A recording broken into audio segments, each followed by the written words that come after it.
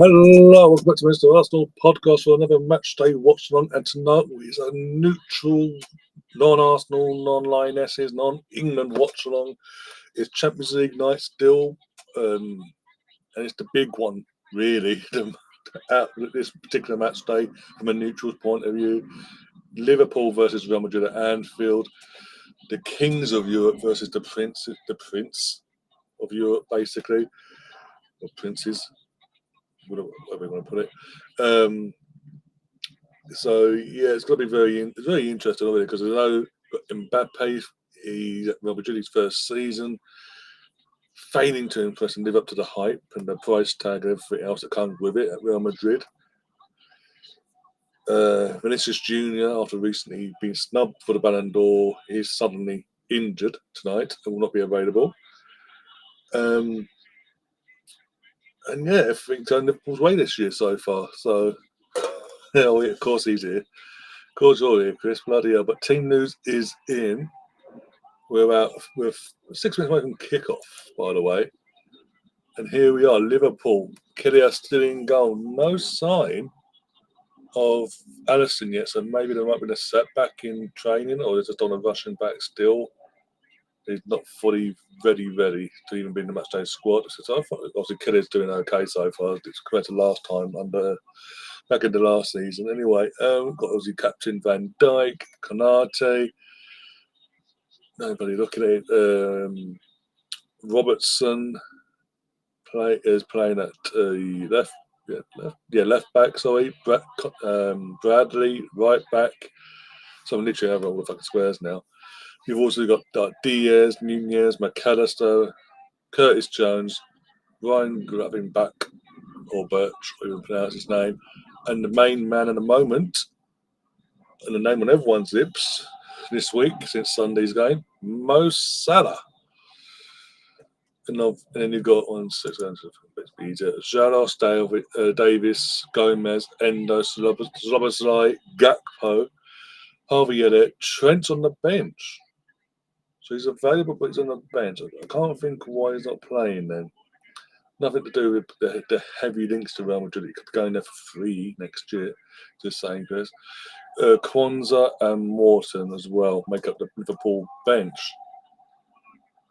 Liverpool in the tunnel. I say teams in the tunnel normally, but Liverpool in the tunnel. Madrid not fully yet. It's obviously got Jude and Camavinga at the bottom of part of the corner of the camera, but not everyone's there. There's Mbappe. But yeah, not all the Madrid 11 are out ready to go just yet, by the looks of it. Big opportunity as well. Obviously, this is match day 5, so Liverpool win. It's just on a staple. If Liverpool were to win tonight, they'd go back of the league phase table, whatever you call it. Or if they draw, I think they're joint, basically, effectively. But as I mentioned already, Chris is in the chat, as he is always. There we go. Watching the best team in England play. Oh wait. Oh. Okay. Anyway, West Ham or not? West Ham. You messed up West Ham, but okay. We'll deal with West Ham. My lads will deal with West Ham Saturday. Don't worry. We'll humble them again. Don't worry. Put them back in their place. Colonel's back in the chat under his previous name, Colonel Ward. How you doing? He says, "Come on, Luton." Luton playing. Leeds. That's why he's saying okay, because it's okay. Tom pops in. And Canterbury says, "Evening, Hala Madrid."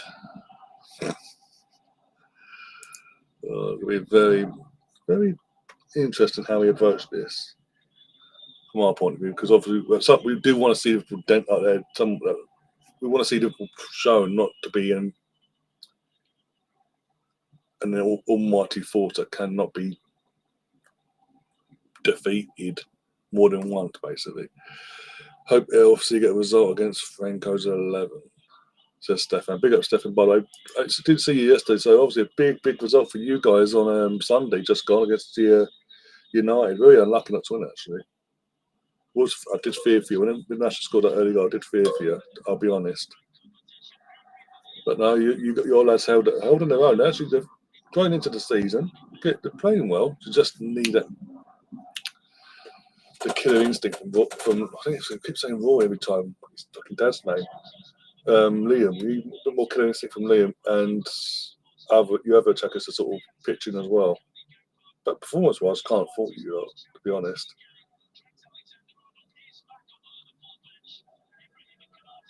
Rudy's in the chat as well. Says need Mo and then Mbappe to score. Liverpool to win 3-2. Oh, you put a little cheeky bet on, have you? Okay, out of interest, what else would you give him for that? Out of interest, I say that would be somewhat high because of the Mbappe. It's mad to say, but he has, as I say, he's not had the best of starts in Madrid colours since joining in the summer. Fucking Modric is holding on, isn't he? He's just holding. He does not want to retire, does he? Obviously, he's the club captain for Madrid. He's going for the coin toss with Van Dijk.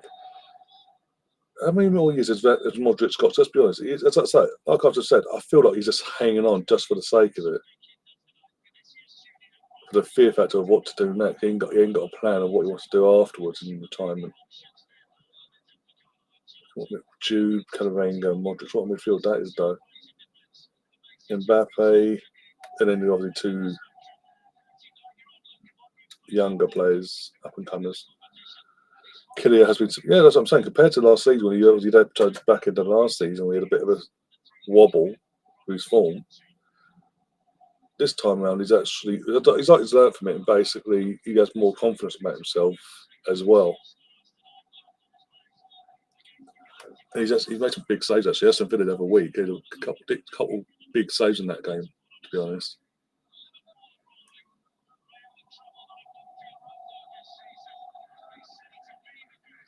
Yeah, we're all good, all good. I got double chance at any team to win. Oh, okay. So as long as one of them wins, as well. Oh, okay. Or Madrid are kicking off as well, and they're wearing all white, literal shirts, socks, you name it. And Madrid, and we're off. Madrid, Liverpool in their all red kit, obviously, because they're the home team. Those in Champions League teams aren't forced to play the fucking different kits. No, what they've changed. No. Where is it? Design. What the design? I want to go to font. Let's have a look. Oh, that's an interesting one. Let's go for that one tonight. Try that one out. Also, £5. You've got £5.95. That's not a bad return, actually. There we go. Put this back up.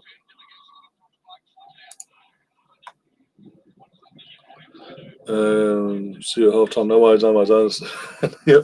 Well, every time I see you between now and half time, is if Liverpool take the lead, basically.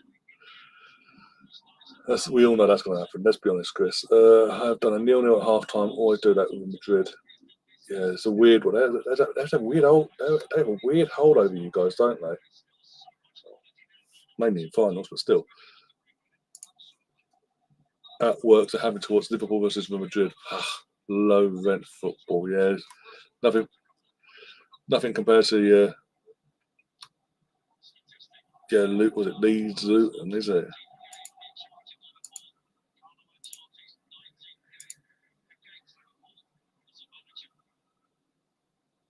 Jesus Christ. Look at teletext. Look like teletext. Who remembers it? Yeah, fucking showing no age. I can't remember that. Yeah, what was it?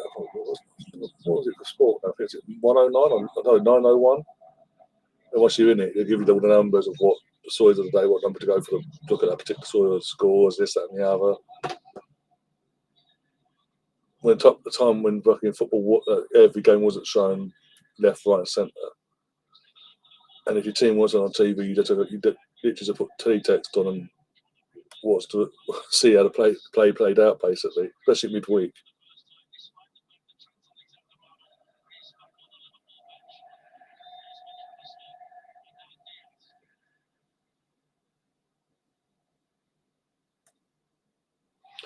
I missed a certain YouTube mate's inevitable meltdown on Sunday. Well, Gav, thanks to our friend Gav here. Yeah, he'll probably pop in at some point. Before Red Button on Sky, yep. For all that as well. No, I was saying Gav's highlights. He did. He actually. Yeah, he did. He did do a little video on that basically, like the Man United fans' reaction to that game basically. So and your friend is on that video, so go and check it out if you haven't already. If you want a link, I'll send you it around half time. We're still about.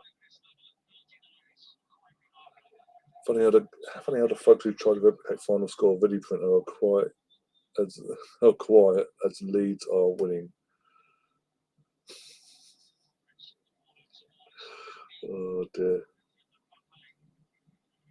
You've already took the lead already. Is that what you're trying to say? You've already took the lead. Yeah.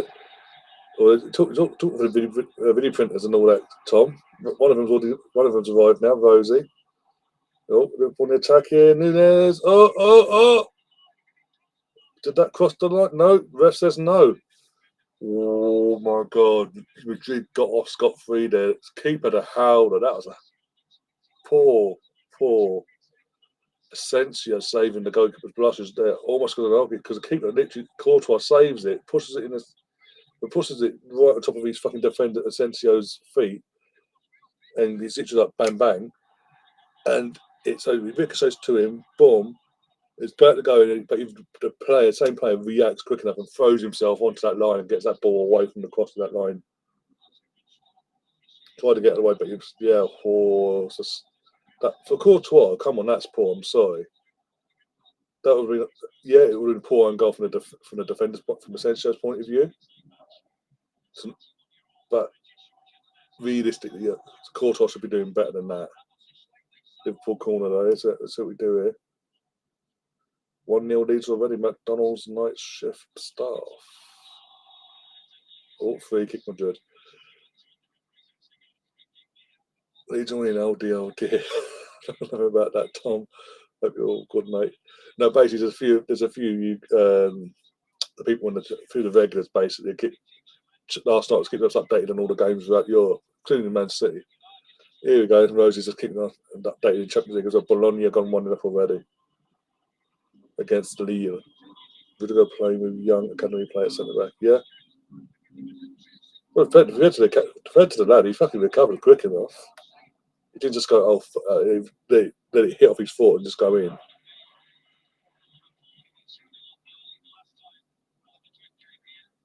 Oh dear, not long time. I'll get rid of this now. Or do I keep it? Do I keep it? I don't know. Pain in the ass to save me. That's no problem. Swansea 1-0 up against Derby County. Swansea going to get their bounce back result tonight against Derby.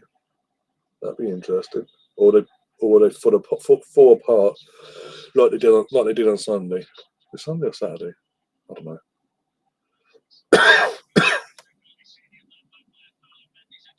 Yeah, I saw. Yeah, was it 5-1 in there? 4 or 5-1? When was the last time we saw? When was the last time we saw outside of this season Red Star Belgrade win in the Champions League comfortably like that?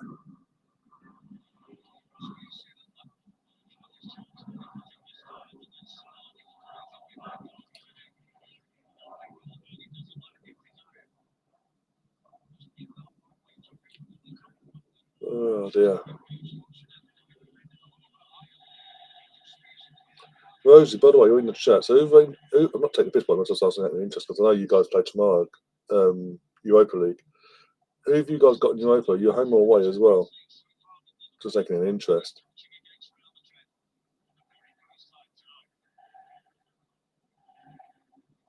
Well, it's clear to see Madrid as Ancelotti's tactic is literally everyone. It's mad to say this as well from a Madrid point of view, but to basically let Liverpool have the ball initially, let them have all the ball, suck up the pressure, and try and do an counter attack. Sorry. I mean, look how Vark up there from Van Dijk. Will he be punished? Will he be punished? Will he be punished? No, because 15 is a ball greedy fucker.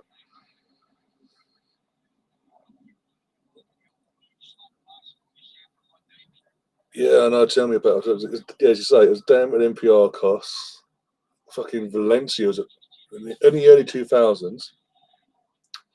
for like 3 years at the same. It was 1 year we had Valencia in the group stage. In one particular year, it was 2001 season. We had them in the group stage, but the season before that and the season after that, either side, we played Valencia in the quarterfinals both times. they fucking John Carew, the vein of my fucking life as a kid in that era, kept scoring the fucking goal and knocking us out. It pissed me off. It's a bit chronic, especially the year. I don't think what year it was now. 2003, the year that Leeds got semi-finals. Because if we'd beaten Valencia, if Jonathan Carew hadn't done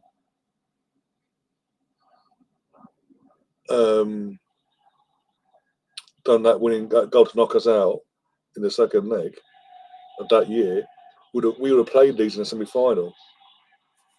Would have had an All Premier League semi-final, a guaranteed Premier League team, and a Premiership team, as it was regarded back then, in the final. But no. Oh, go on, Liverpool. Oh, that's poor. Should have gone far post. He tried to be clever and go near, but it's stupid.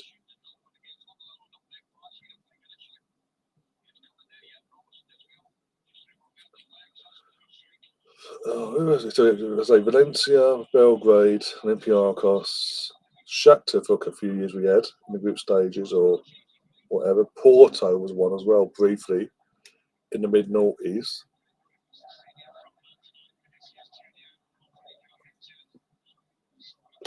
Ryan, what's your opinion on the new Saints? I don't know what's going on. Update me on. Just give me a quick update because I've got a clue, to be honest.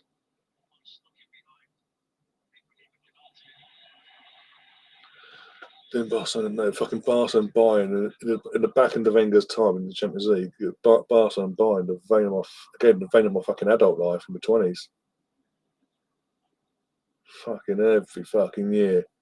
It got predictable as well. It's like after the first couple of years, it was like, oh, Ace. Because initially it was like AC Milan 1 year, Monaco in between at one point as well.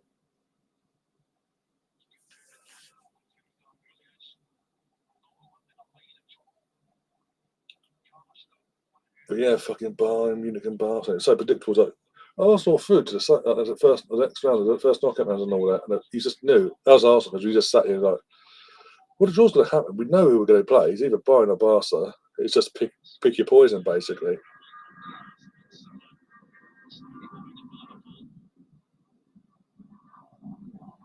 And it just became fucking the worst sort of TNS Saints. The Welsh the Saints. Oh, someone's down there. Is this Darwin Núñez doing a stupidness again like he did on fucking Sunday against Southampton? Let's have a look. Him and Asensio. They're both shoving him. No, it's more so him. No, come on. No, he can't be doing. Oh, behave. No. He's been a prick. Basically, he's grabbed Asensio's shirt. He's pulling and throwing him all over the go. He's throwing arms out, this, that, and the other, to the point Asensio's just gone, fuck you, and shoved him back in his chest, just in his chest, and he's done his Rivaldo impersonation. Oh, my pants.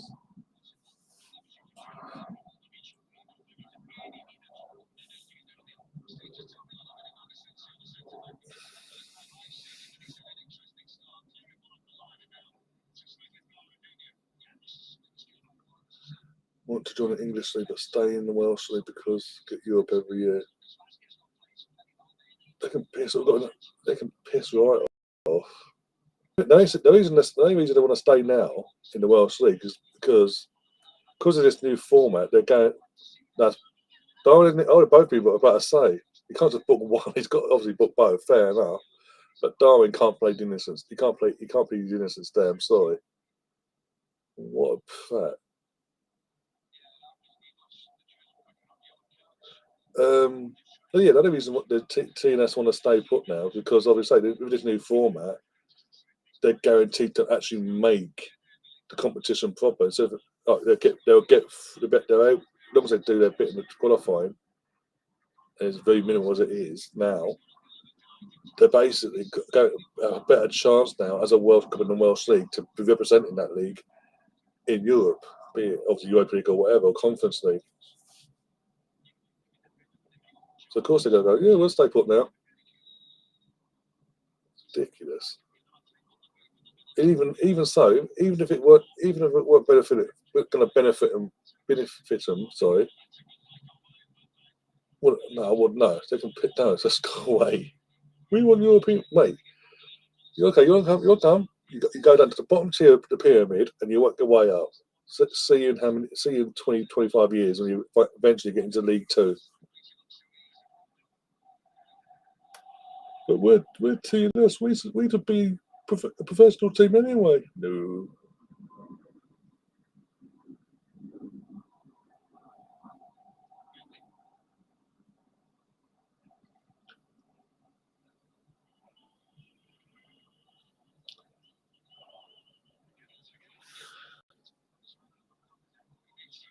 I miss Ryan's. It's been way too peaceful. I wasn't ranting. I'm just getting. I asked you a question. Like, these are the men. My team won 5-1. Man City bottled a 3-0 lead.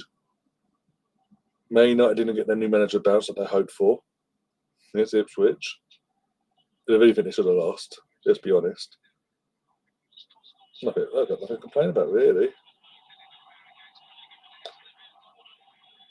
Do you agree with team? Honestly, not really. No. All these years, obviously, I know we've got like Wrexham, Newport, Cardiff, Swansea, amongst a couple other Welsh teams that play in the English leagues, respectively, and have done for X amount of years. Don't agree with it personally, especially they've got their own, especially in Wales, they've got their own league. And all these years, for pretty much most of my life, the last 20 plus years, all you hear every now and then is, outside the Super League side of things, is Celtic and Rangers, especially back in the day when they had that Henrik Larsson, Gaza, and all that. I'll bring them into the Premier League. The Premier League will benefit massively from having like Celtic and Rangers, or England. The English League would benefit massively from having Celtic and Rangers playing in England. No, there's a Scottish League for a reason. Just stay where you are. There's no need. If there's no Welsh League, no Scottish League, no Irish League, then okay, as the UK, knock yourself out, whatever. But with all respectively, these like Wales, Ireland, and the Scots, they've all got their own leagues. Obviously, some are more known than others, but it is what it is. That'd be like fucking Tottenham going, we can't win anything in England no more. We accept defeat in England. I know. I don't know. Let's go to Poland. Let's set up in Poland, basically, and make that our new home. And even then, they've still managed to fuck things up there. But you know what I'm saying? It's just like, come on, behave. Carlisle, Sweden, Scottish League, yeah. Oh, Gravenberch has been booked. There's a couple of bookings coming in now. There's two different players on bookings. Obviously, Nunes his own stupidness, and Gravenberch there. Have you seen what's going on in the league, in the A League, Ryan? No, what's happening? I obviously haven't seen that. Go on.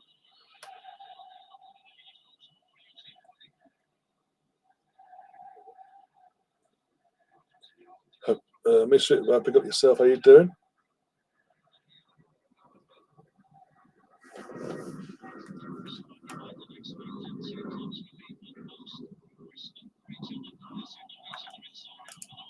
Trust me, it was. He should have. I don't know if you've seen, but I did put it into a short video thing on here. Go and check. Obviously you'll hear Liam, but you see my reaction, but you hear Liam as well. So I thought, you know what? It's a bit of, well, it's just amazing how we were alive. It's just, let's go, boom, boom, boom, off we go. Done pretty well number wise, actually, for the first few hours.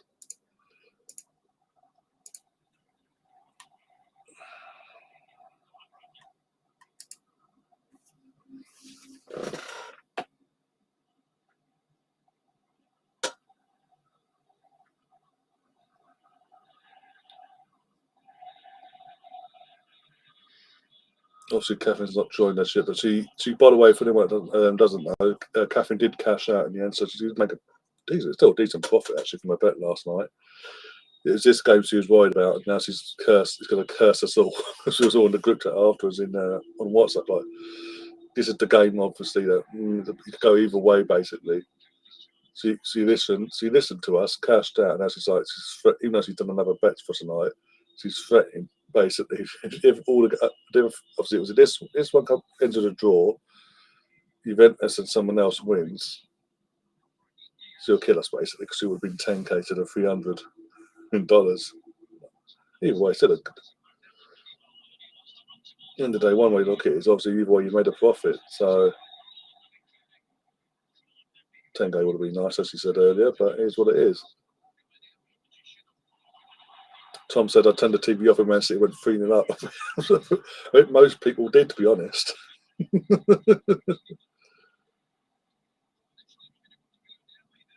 There's a team that got founded in 2020, obviously this year, called Auckland FC. That in New Zealand are playing in Australia. That's a bit of rivalry bloodbath, if you will. They both hate each other, so I don't know that's been allowed, but okay. Already top of the table, won the first 4 games and have broken salary cap, and other teams want them kicked out. Wow. Okay. Wow. So imagine literally forming a club in any year, but obviously this, as we speak now, this year. And before anything, a ball's been kicked, you've broken FFP basically. So that's the salary cap rule over there. But not even in your home country, you've fucking gone next door, where basically your country's hated, and vice versa. You won't break the fucking basic rule salary cap just to compete. You don't want to be embarrassed. Like, come on. You know. Man City were thinning up last night. Well, that's it. Blips over. Yep. I think Liam actually said, because obviously Catherine was in here last night talking about the bet. She was like, "Oh, please, come back fine, please." And was it was still 3-0, about 2? So no, sorry, 5 minutes before we went to 3-1. Liam's in. He's like, "Catherine, love, you're flogging a bit dead horse now. It's 3-0, game over. Accept it and move on." Oh God! And then, as I say, 5 minutes later, 3-1. 3 minutes more, next 3-2, and then right at the end, 3-3. It's like we went mad.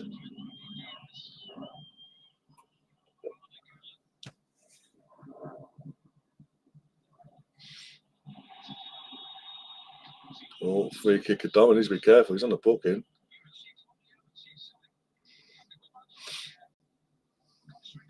What are the odds? Not well, especially signing this contract. The odds would be high, I say.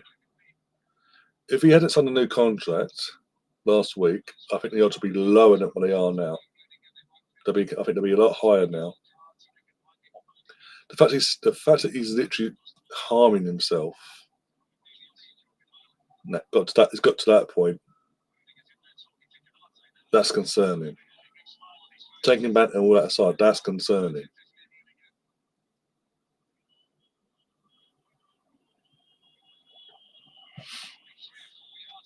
I think if this continues, they get.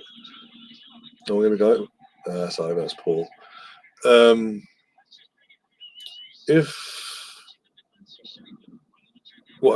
terms of Sunday, Liverpool versus City, if Liverpool turn up at Anfield and absolutely demolish City, sorry, by 4 or 5 more or more, I don't think he'll leave. Just to be clear, I don't think he'll leave down then. But I think he'll start thinking about it because he's not used to this. What we're seeing with City and Pep in general. City, in terms of City, this hasn't happened since like the Stuart Pearce era. In terms of form, from a Pep Guardiola point of view, this has never happened. Period. Oh, good save, Courtois. Comes to Madrid's rescue there. It's an okay game so far. I mean, Liverpool are creating the better chances, but not too bad so far. Really, he's asking, greatest Australian player, Viduka, Cahill, or Sam Kerr? You're forgetting Harry Gill as well. Don't forget him. You've got to throw him in there as well. Tom won't like it, but you've got to throw him in there.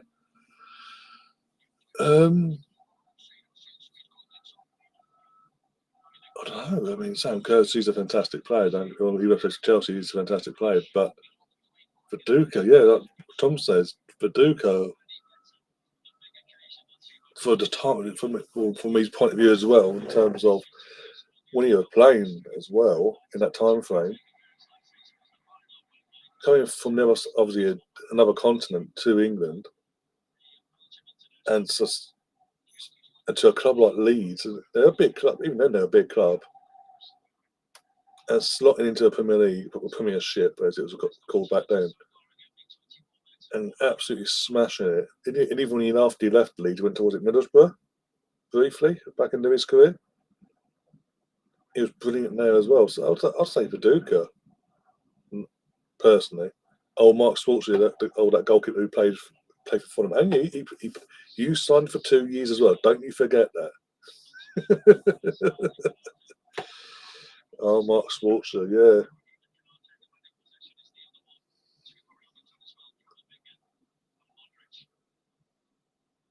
Viduka was decent for Celtic, but overshadowed by Henrik and Ali at Rangers. Well, there you go.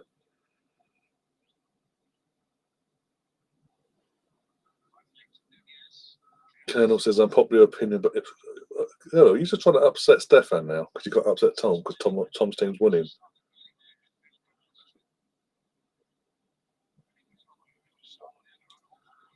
Yeah, but Leicester is more like I think it's.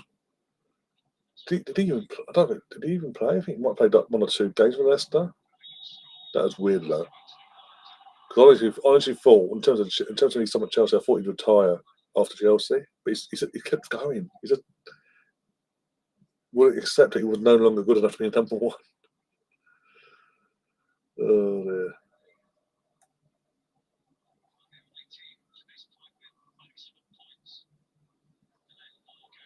Yeah, I agree with you there, Tom. In terms of what he said, making basically for anyone who doesn't know, hadn't seen or heard what Pep said last night in his press conference. Just a quick summary. He basically was asked because he started to turn up, cut it up and bruising around his head and all that. Obviously, people want to put in the media outlet, the media themselves, they're in there was concerned, so they've asked him the question. What's happened? Are you okay? We're a bit concerned. We've got a few cuts. I don't know if you know on your nose, this, that, and the other. And he effectively just was making a joke out of self-harming, which hasn't got obviously doesn't go down well in general, but to the point where he's had to get he's within the club, they've had to put out on their social media an apology, and that, which even then it's the apology is it falls on deaf ears because straight away he goes, "I was caught off guard." Oh, Virgie's happy.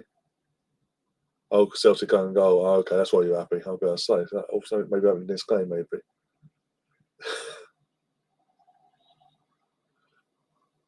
So no, literally, and no, it doesn't sit. In any time, it doesn't sit well. But nowadays, where it's even more social media and obviously other people that have that we do know, we've grown up, we have done that or have attempted it or we've lost because of that. That was the fact is that at the end of it as well. Like, come on, you're meant to be the greatest man in the world and classy, and like, he ain't classy. But my point is, the media paint you out to be this brilliant person and all this human and this, that, and the other. And just because you're over a bad patch, you're just gone, oh, yeah, I'm self harm. When things don't go my way, I self harm. Like, seriously, come on. From that side of things, No.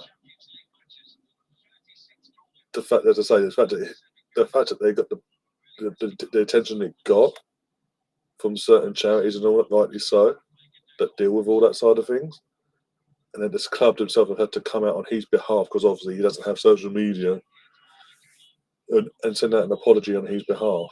And even then, as I say, the start of it is like, oh, I was caught off guard. I didn't mean to say this. Da, da, da, da. Oh, come on.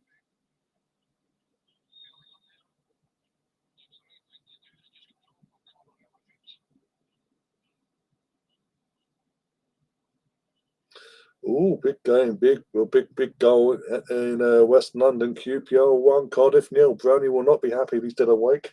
I don't know if he will be, or just better wake up for his day of fun. No, it's fine. It's not absolutely fine. Absolutely no problem. As I say, like you can't make a comment like that in general, and then as you're saying it, as you're ending that sentence, have a little giggle about it. Basically, because you're like, because things aren't going the way I want them to go. Da da da da. Oh, come on.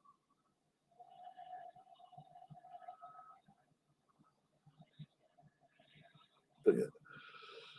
Oh dear. That's why another reason why I think if they get battered, and I think they will. I think Liverpool batter them on Sunday. Send a message out and all that. And I think that's where even though he's signed a new contract, I think he'll start contemplating it, like being, you know what, I'll walk away. This is my last. Actually, this will be my last season. Da da da da. You could another membership. If you get to this one, to early doors football, we'll be happy. Thank you again, Rosie's too nice and right. I didn't have to do that. Thank you on their behalf, and obviously, yeah.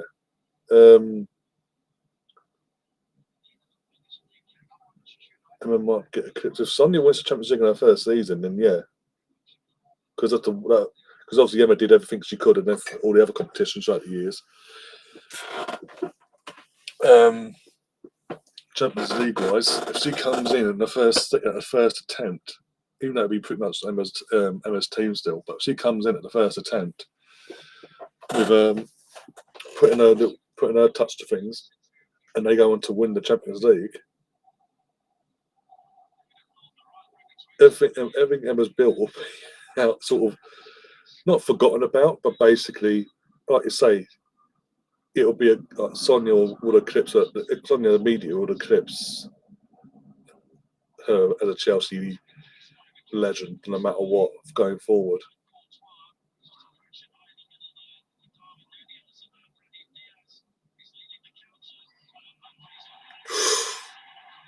Well tackled there, fucking good timing from Burnley. A second later, that's a free kick. That could have been another question for the ref.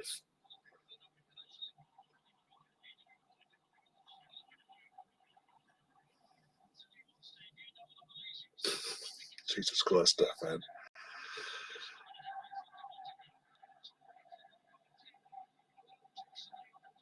Be interesting though. Obviously, 2-0 leads. There they go. Tom's happy. That's it. He's good. He loves football still. So if Leeds obviously going to see this out and they win, do they go back to top of the Championship, or does that depend on other results tonight?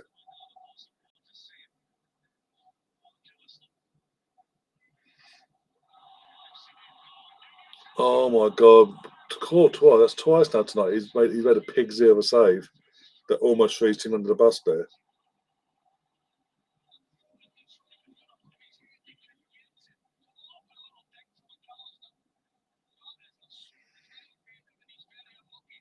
Sure shows you though. Well, they had an opportunity. I think that's something, but my team kind of battered the life out of them to the point where even Caitlin Ford got a hat trick in that game. Correct me if I'm wrong.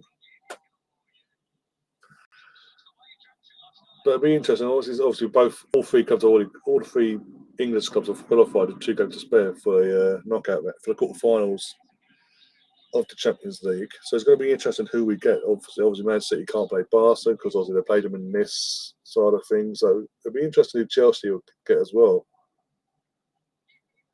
depending on how everyone finishes in the respective groups.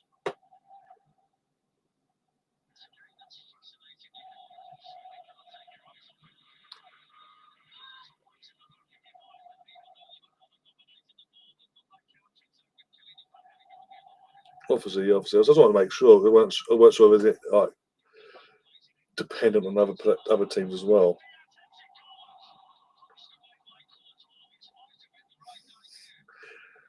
No, but what I'm saying is they had an opportunity to get to the actual competition proper. But a certain team in London that has actually won the Champions League, by the way, just saying, really, kind of torn a new backside, basically. Yeah, when Kate Ford scored a hat-trick against you, you need to ask questions of yourself. That's what I'm saying. Sorry, Rosie, but yeah.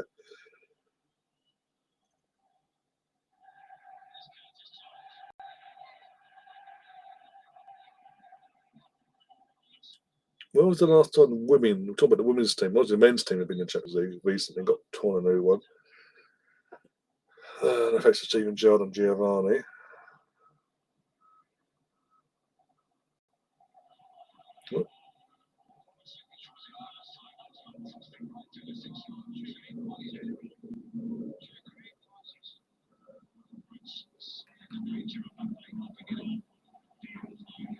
Literally, all Madrid are doing in his first 35 minutes is literally just sit back, soak up the pressure, and they're trying to release the ball to Mbappe for counter-attacking. That's their plan.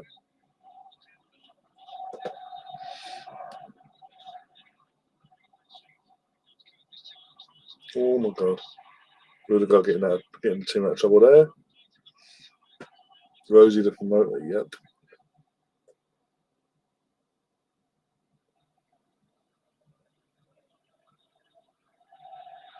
Rangers gave us Owen Cuthbert, though, best of the player props. Day after my birthday, 17th November. Oh, well, happy belated birthday anyway. By a few weeks. 10 days to be exact.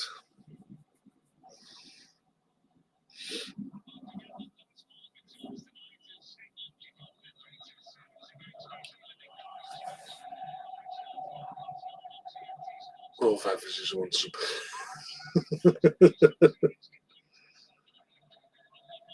Ireland versus Australia in the rugby Saturday. Woo-hoo.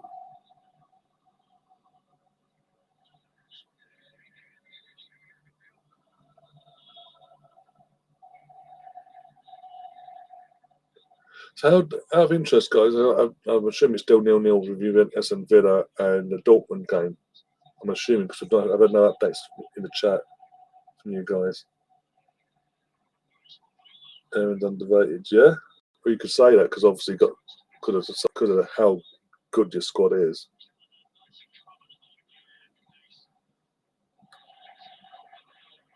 How Real have fallen. They are nowhere near what they were. No, they're not. They're really not. Is that? It's like, as I said, like Carlo Ancelotti's coming in. He started off this rebuild of a new, vibrant, young team for the future for the next X amount of years. Or 2-0 Shakhtar now against PSV.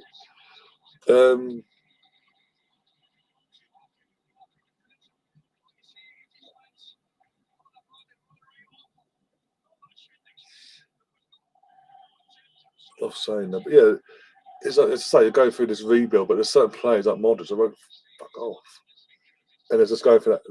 They're trying to hang on to certain players like Modric to keep the experience going until the younger players settle into the new era. But before you know it, you go to replace Courtois, replace Rudiger, you'll be starting all over again.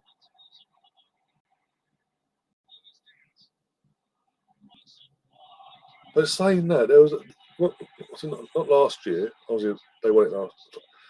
The last time they played Liverpool in the final in Paris, a couple of years back, that team have never got nowhere near Nowhere near the final. They got to the final and they shithoused the winning the final.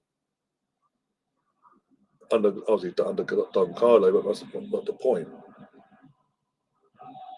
In this competition, that way of had obviously and the whole format, that way of things are still even if they're doing bad domestically, shitting that they still turn up Champions League nights and do the business somehow.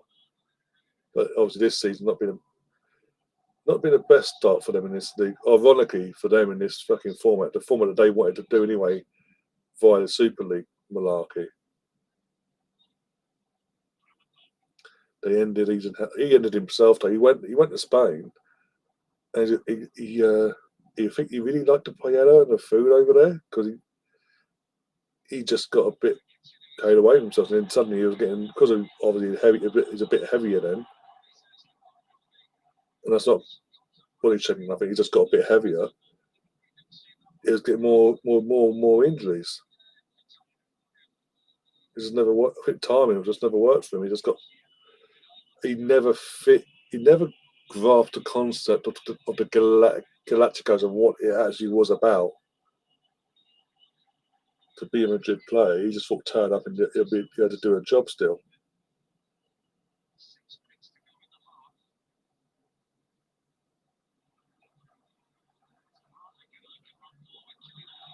Free kick. This is the one thing. Madrid aren't doing much in this first half. They've done much. Another booking for Liverpool. McAllister with a book in there. Madrid aren't doing a lot in an attacking sense. So, as I say, they try. So cycle the pressure every now and then with a counter attack. But every time they do, Liverpool giving away stupid free kicks. Or he's going to miss the next game. I don't know if they're playing next, but McAllister misses the next match in the Champions League.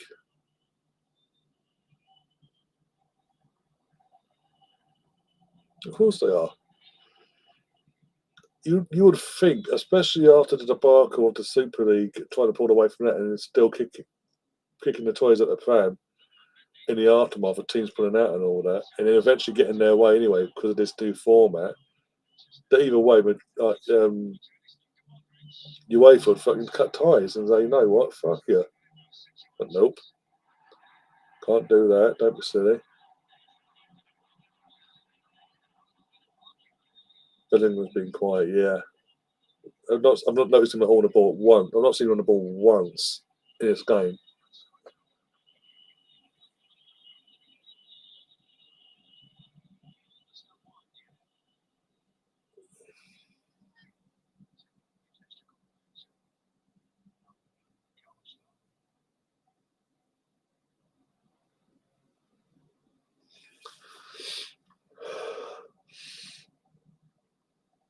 So what's Gary giving a running commentary in the WhatsApp group, is he? That'll please Sam.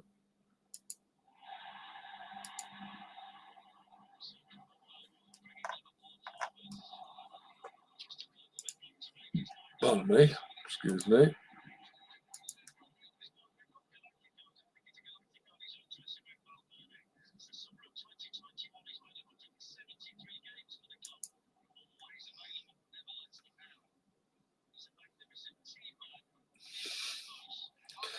Yeah, I'm reading it now. By the way, I love you too, Tom, by the way. Your comment before kick-off. Oh, dear. Oh, Dortmund taking the lead against Dynamo Zagreb. 1-0. But still, 0-0 in this game. So, Catherine can't kill us yet, Catherine. You can't kill us yet. Oh, there's a fuck up here from Robinson. Corner, Madrid. I'm saying but they're not doing much. They're not doing much there. It's just literally they're just jumping on mistakes from stupid mistakes, needless mistakes from themselves.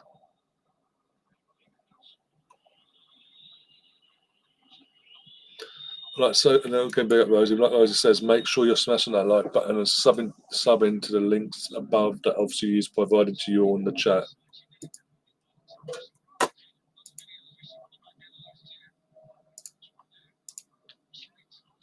There we go. Oh dear. All in. Crap. That was the worst corner in the world. I say, as we speak, in terms of how it played out there. Liverpool counter attacking now. That's a spell over number 15. What about Rudiger? How far ahead are you on me? Oh, I'm on 43.15, by the way. I'm baking, but you're on my big telly, so I can listen in. Oh my god! Everyone loves putting me on the big telly. Greeny, every time Greeny comes in on the big 50-inch screen, Tom puts me on the big screen every now and then as well. And now you're doing it. Blimey, what are you baking out of interest as well? Let us know what you're baking.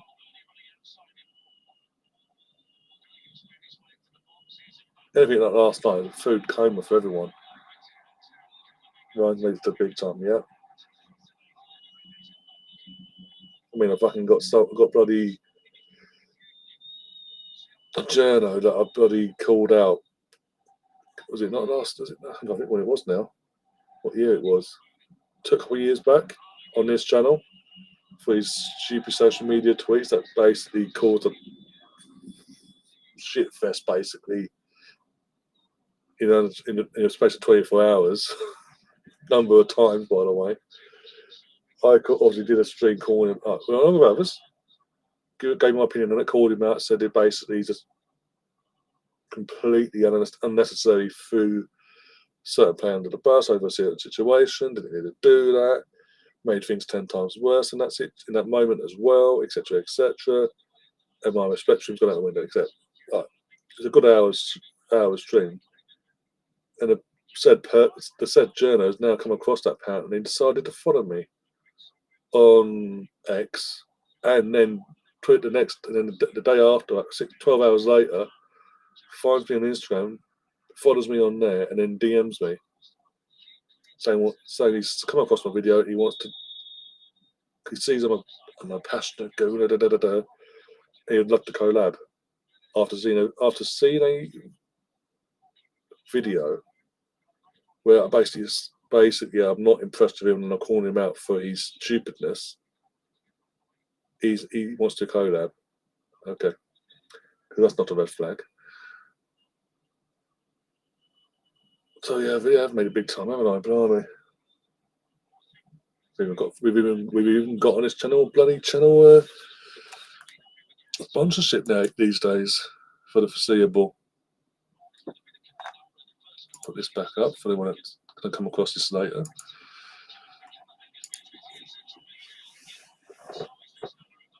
Mbappe, going to do Mbappe's really bad, isn't he? He's really not living up to the hype he built himself up to have. There you go, the full Thomas. So no injury. That's how, in terms of quality of the game, that's how bad his quality is. The game's been. No injury time whatsoever.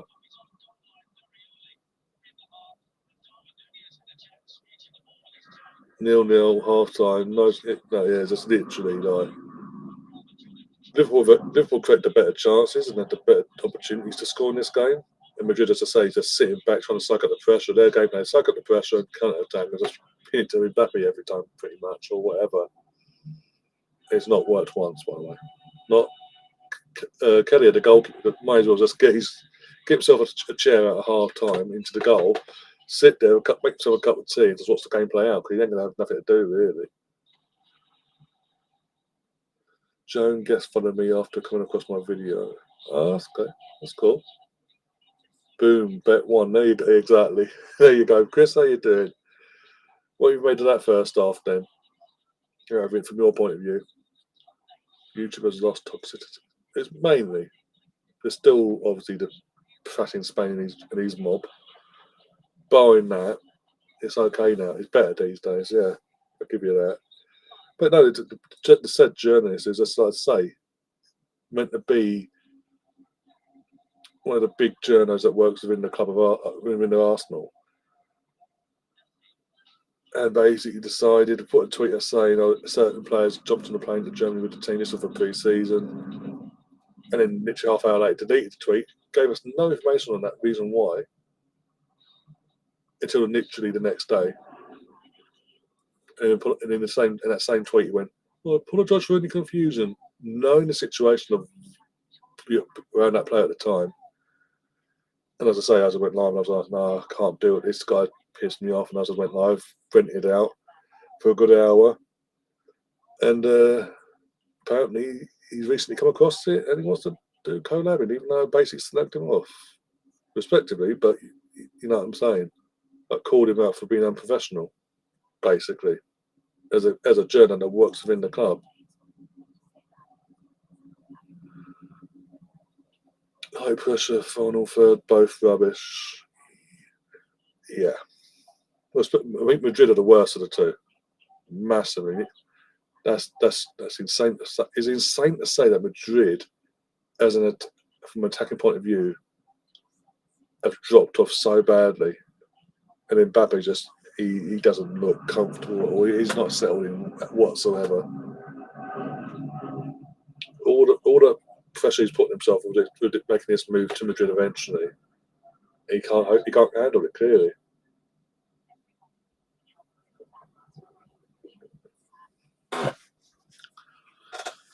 Oh dear.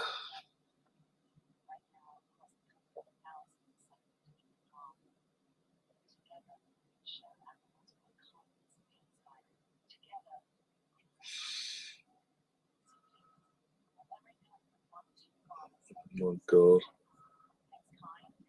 Oh my days, Stefan. I don't know how to respond to that. I don't want to respond to it, but you know what I'm saying. Oh dear.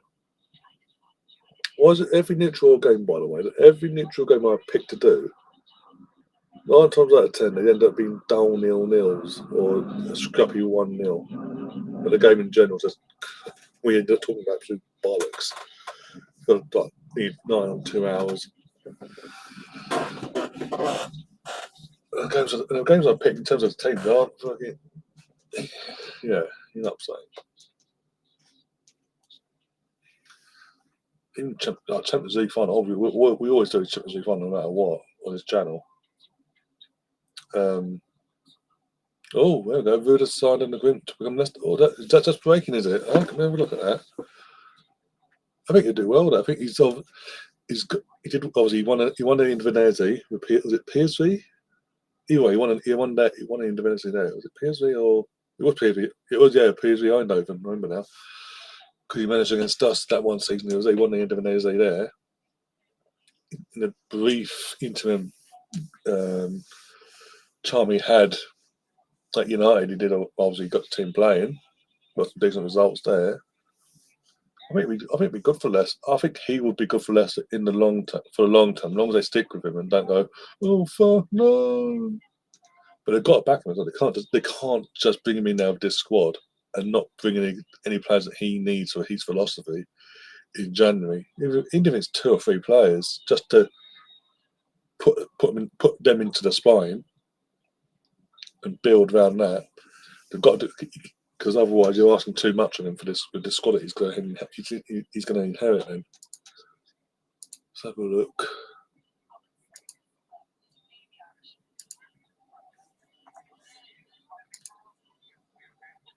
Right, it's a roof. Oh, I'd have to do a refresh now, aren't I?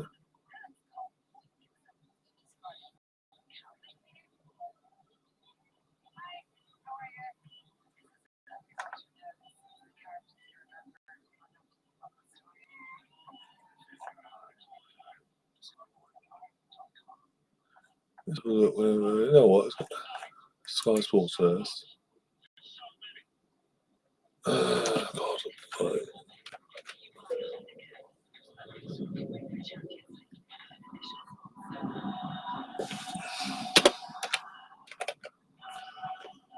That's what I want. That's the one I want. Oh, 3 minutes to go. Portsmouth have confirmed their match at Furton Park against Millwall has been postponed for safety reasons due to circumstances beyond their club's control. Obviously, if anyone doesn't know, before we went live tonight, the floodlights and everything, pretty much every ounce of electricity at Furton Park just cut out completely.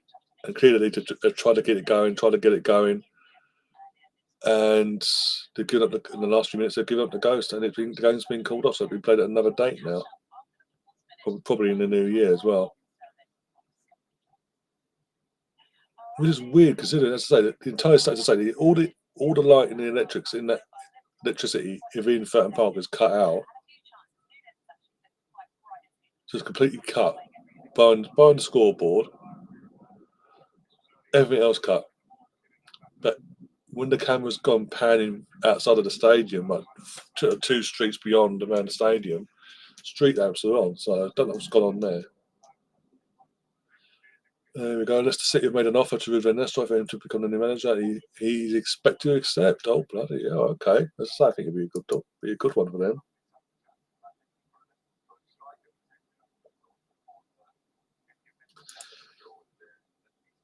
These players aren't good enough, don't. No. That's what I'm saying. It's all well and good getting him in and a young, rivalries aside, a young, exciting manager like him in. But they do need to go out in January. Even if it's, as I say, even if it's just 3 players that he's just put in straight away, part of his mind to play the way he wants to, that they can enforce the way he wants to play. Half a fighting chance here, and then continue in the summer to weed out more that he doesn't want and bring in more that he needs from now on. And so not in the situation here next year if they were to survive.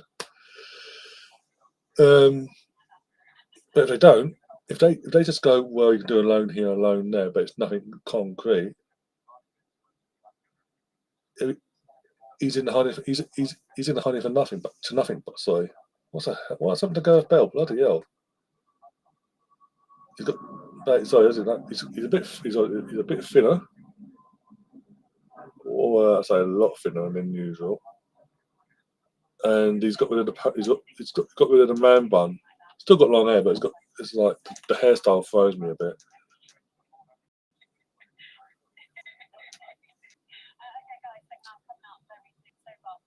Hertha Berlin or Bayern. Oh, okay. I think obviously Premier League just to prove a point to United that this should have gave him a chance and all that. I think he's just proving a point now. But yeah, either way, if he does accept and that does happen, they can't just give him like this is just keep us up and then we'll reassess and we'll start bringing in your team in the summer. I can't do that. He'll be absolutely buggered. Bell's going to suffer Wrexham. When? I know that.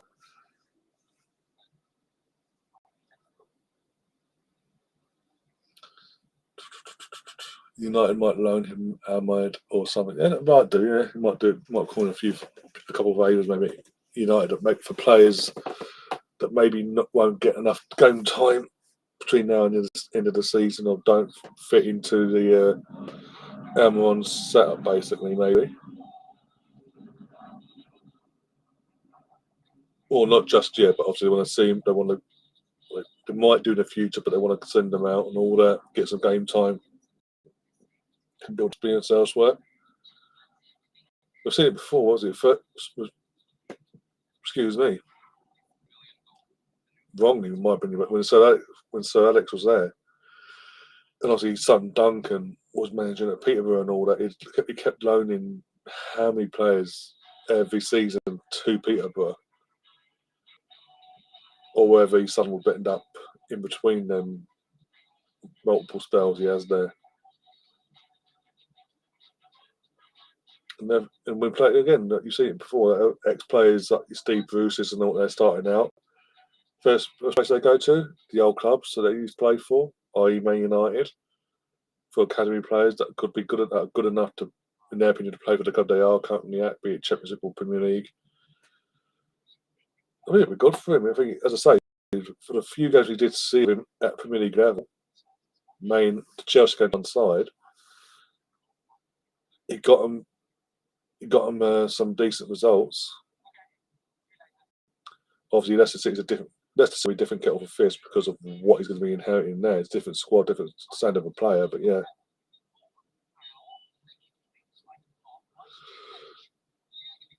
Oh, by the way, big up Alonso in the chat. How you doing? Leicester get relegated though, Dev, because So if Leicester get relegated, we say if at the moment, we assume they are relegated. But anyway, get relegated, they're fucked because the EFL are going to fine them and take points. Exactly. They may have escaped by the skin of their team. I don't know how. Being punched by the Premier League this year, but if they get the EFL waiting, if in the next 3 seasons, this season, next season, or season after, that's to get relegated, the EFL are waiting for them to punish them for the situation they find themselves in currently. And I don't think it'll be because they've got away with the Premier League. I don't see them getting a 2-point deduction like Sheffield United did. I think we're talking probably 10, 15 points they'll be deducted by the EFL just because the EFL will, they won't say publicly, but they'll secretly have a team up with the EFA behind the scenes, and this will be their way of the Premier League getting their own back on Leicester from not being able to do it in the Premier League. And as you say, going into the Championship with -15 from the get-go, it's impossible to get up then. Even near the playoffs, you'll be asking too much, I think.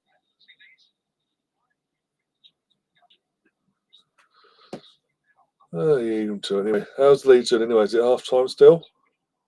Oh, Rugby World Cup 2003.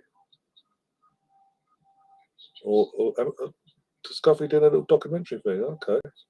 When's this? I might watch that. Unbreakable England 2003, December the 11th. So a couple of weeks' time that'll be. I might watch that. Being the rugby fan that I am. And obviously I was 14? When England won the Rugby World Cup with Wilco's drop kick.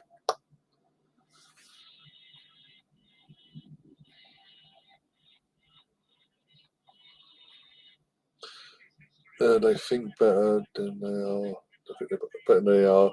What I hate about Leicester, yeah.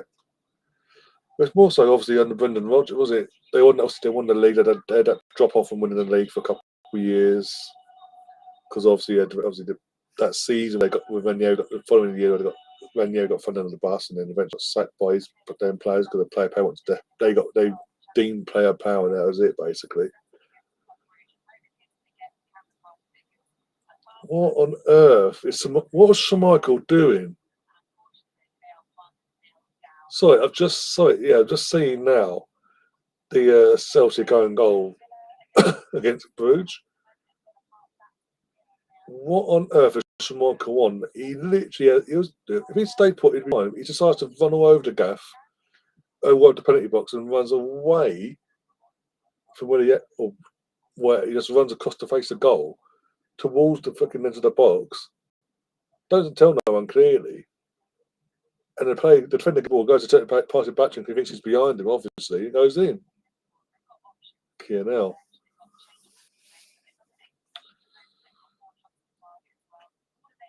As I say, they had that drop off and he got sacked, and then they had a 2.5 year spell where they basically just went through managers like Craig Shakespeare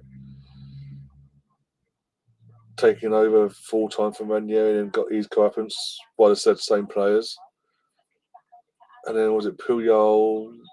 He didn't last fucking long, did he? And then obviously Brendan Rodgers came in the back end of that. He lasted a few years, but obviously he rose things up, got him into European football for a few years by hopefully a good bottom fucking see the bastards. And then they got big and high and mighty. Then COVID came along, and after COVID, when the sick fans came back, but the ownership side of things, obviously we all know him to the actual owner at the time. And his son took over, and it's just because they didn't keep to the same model, and it just fell apart basically, didn't it? And obviously, yeah, it was stupid. Yeah, I just seen. As I say, I've seen it, and I'm like, it's all. As far as I'm concerned, it's on Casper. Casper literally just switches up to sides there, a brain fart moment, and just runs away. He's at the far post. He runs across from the far post all the way across the goal, goes nowhere. Doesn't tell no one clearly because the defender that puts it in the net gets it to his feet, and his immediate action was to turn around and swipe it, swoosh it back to his goalkeeper. His goalie ain't there, so he's been finding the. For me, that's on Casper.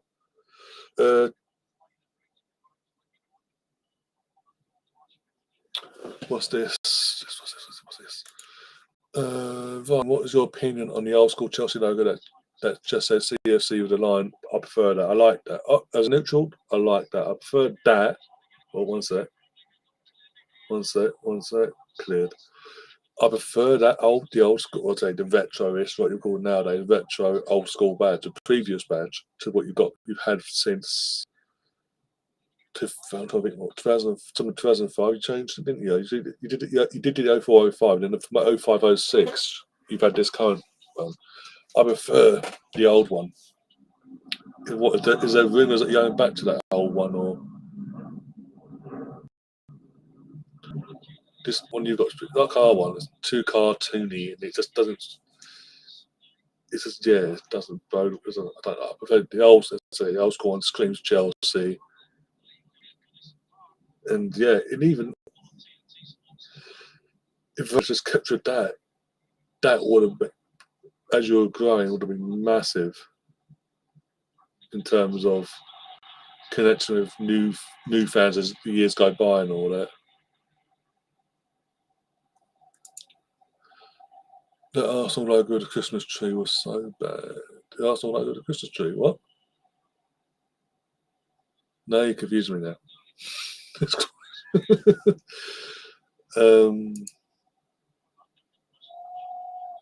Yeah.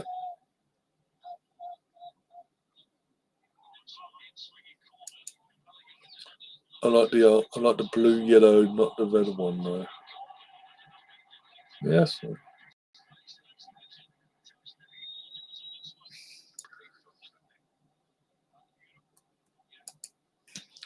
But anyway, second half's underway. Put the scoreboard back up. And as per usual, second half, first few minutes is all Liverpool. So it's the same tactic as before.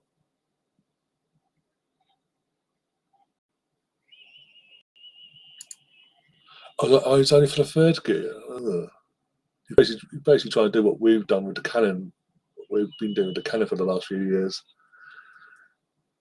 Even though it's still that cannon that way round, it's just as you know this season, it's a singular. For about 3 years up to this season, we've been doing it on the third kits and the away, and obviously last year was on the away kit, just that. And then this year we decided to do on all kits, Arsenal related. It's just the cannon, year of the cannon, and to branding it basically. The plan is no matter what to go back to this now. Sadly, I prefer honestly, from my point of view, I prefer just the cannon. I understand, obviously, in terms of it kind of still has to face that way. It can never face the way it originally looked years and years ago because of the fuck up within the club itself. Anyway, but still, I prefer the cannon. It just that itself speaks more volumes as well. It shows from a club point of view. From our point of view, we don't, as far as we're concerned, we don't need to use the name Arsenal on our shirt. You see a cannon, you associate straight away with Arsenal. And it seems like you're going to do basically the test the waters of it, the third kit for next season. If it goes well, keep doing it, and then at some point, in the next 2 or 3 years, you're going to probably do what we've done with Adidas. Do another test run for bloody hell. Do another test run do a whole season of all the kits and all. Liverpool have done it as well. Yeah, Liverpool got they're dogs. Yeah, we all grew up with the Liverpool cologne and all that, the crest and all that. But then since they left, the owners American owners came in Liverpool, they've gone to just a singular liver bird, and initially it was the liver bird with LFC across the bottom. And as the years have gone on, they've just decided, no, take the LFC out, just put the bird there. Again, it's an association to the club. So no matter what, even new coming fans coming in will not associate that liver bird with Liverpool.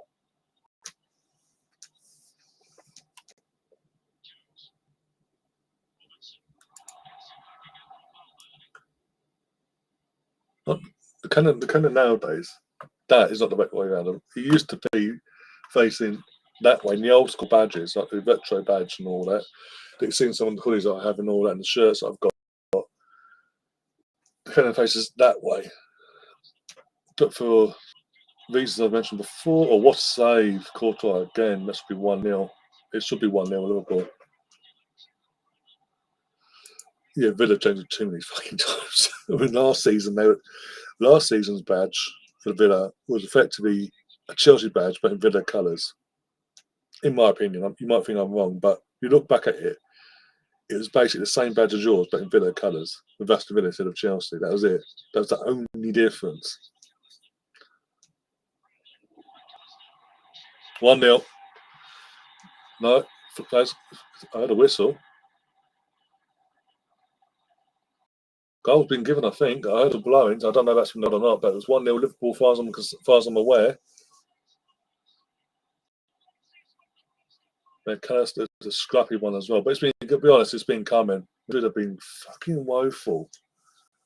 This tactic of sitting back and soaking the pressure and trying to counter-attack wasn't working in the first half. They're coming back out in the second half and gone, hi, guys.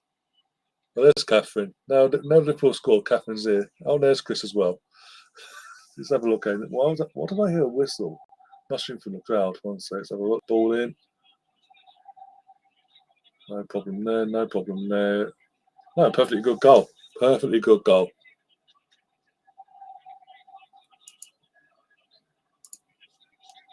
And again, being brutally honest, has been well deserved from Liverpool. They've been more as poor as as poor as they've been in attacking third. You've created more. There's no if buts or maybes on that one. You've looked more threatening, and that's that's when we're saying you've still been poor in the final third, but you've still done something in that final third either way. You've asked questions, and even then, you just thought, yeah.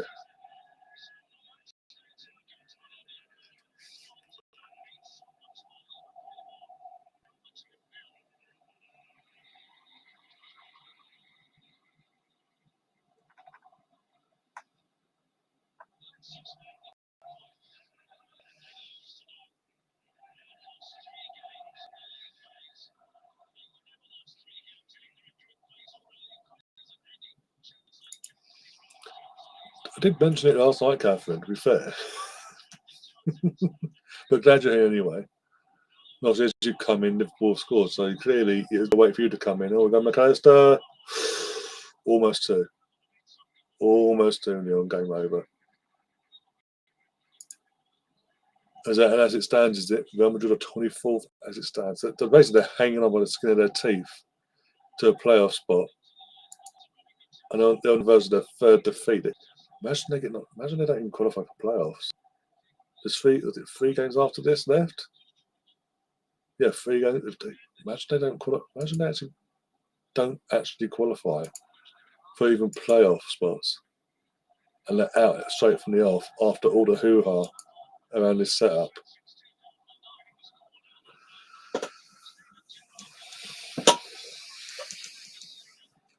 Monaco 1, Benfica 1 as well. Bit of a score update there. That's cool.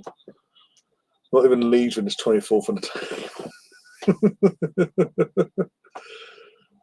Oh dear. Oh, here's a face from the past. Danny Ceballos. After 2 dreadful loan spells at Arsenal. Somehow, after all them two, and they were. Let's be honest. His loan spells at Arsenal were woeful, but somehow Madrid kept him in the setup, and he's still there now. Fucking hell. He's about to come on and try and say Madrid's blushes. That's how fucking Madrid are falling. Barcelona versus Bayern film, I think. I don't know. I don't think so. That casting stone, to be honest. It's going to be interesting. It's going to be obviously. It's going to be dependent on who the top eight are, who will be automatically in there, and who survives the playoffs. The playoff round for the last 8 spots, and then who gets who in the last 16. I don't know. As I say, there's no one really standing out so far. Watchalong's coming on as well, by the looks of it. Wenger's going off for Danny Ceballos. 2-0 Dortmund. Ooh. So, Catherine, you just need, as it stands, Juventus to get the head out of the arse and score a goal, basically. My point is, how many players from Madrid go out on loan, have a nightmare 2 years on loan to any club, and go back to Madrid and have a career there, even as a squad player?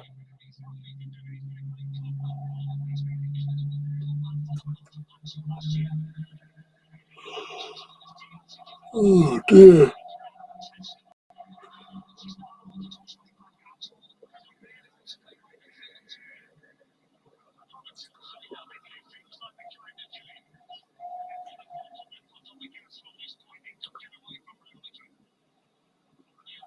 Oh, we got a question from earlier. I'll answer from earlier, sorry. I'm making mint bonfire cupcakes. Ooh. Very festive indeed. Oh, Benfica is no goal 1-1 offside. Okay, Diaz did well at AC. He's in the Madrid team. Yeah, he did well there.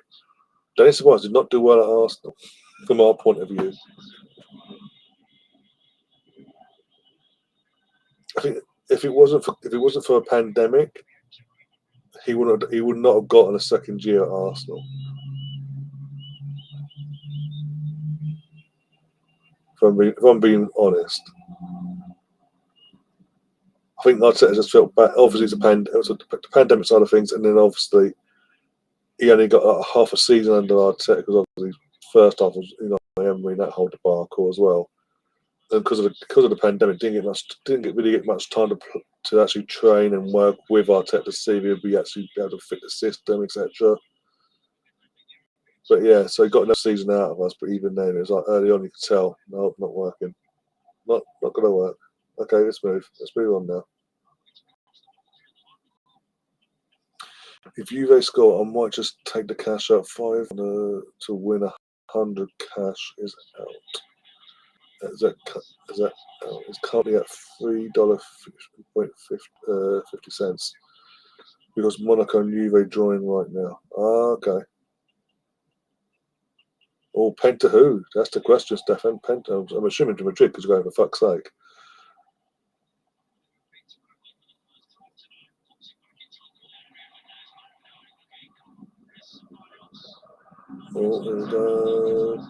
Oh, that's stupid. Robertson giving away the penalty. Didn't need to do that. The fool. Liverpool. That's their way back in. I bet they want to take this as well. Egos and all that. He didn't need to do that. Literally. That was just so lazy from him. He sort of goes to shield himself, then goes as he realises he's not going to hit it. He sticks a foot out and clips. I can't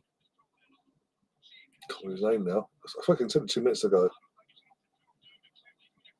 I can't remember his name. Number 17 anyway. Lucas, that's it. Lucas clips him, takes him down, and I've got to put it way back in now. Dodgy Madrid.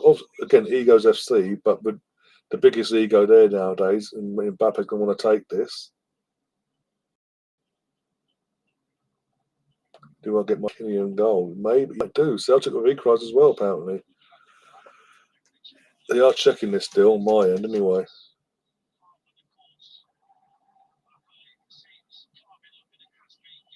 All red card for Monaco. So whoever's been sent off will miss the next match day against Arsenal. Well, hey, hopefully he's a key player. I mean, there's no difference, to be honest. We're at home against them. The penalty has been given. So I'm going to turn my chat off. So if it does go in or not, I'll see it myself. I won't know from the chat. So I can look at you guys and not see the chat because I've actually turned the chat off. Right, so Mbappe versus Kelia. Oh, dear. In fact, the Madrid fans as well. And a few Liverpool fans.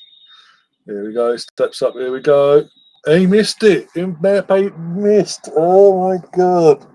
He really, really is struggling to settle into the Gladsko life. That was crap. I've seen poor penalties in my life. That was shocking from Mbappe. Fair play to Kelia, but from Mbappe's point of view, that was absolutely woeful. It was soft. It was low. It was just, it's everything wrong with a penalty. Taking the penalty and the kick goes the right way. That could be wrong about it, basically. Wow. Lifeline there for Robertson. He's not going to get hounded as much now for that one. For giving that away, sorry. Then Chris is back in his going, boom, you jerky fuck. I bet you wasn't thinking that beforehand. Oh, dear.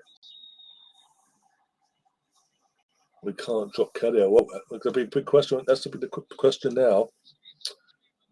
This is the thing, though. Even with Alisson, when Alisson comes back, the question will be there: will he come straight back in, or does he have to fight for his place now?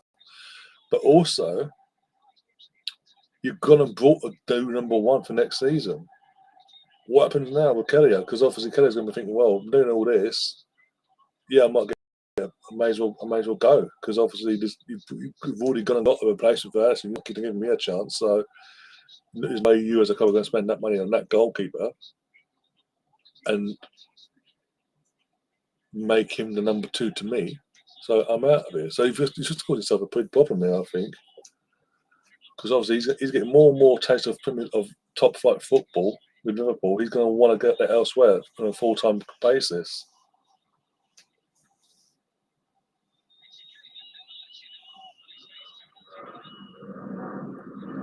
Senga, okay. Well, Alisson's end of his contract. So end of the season, his contract's up.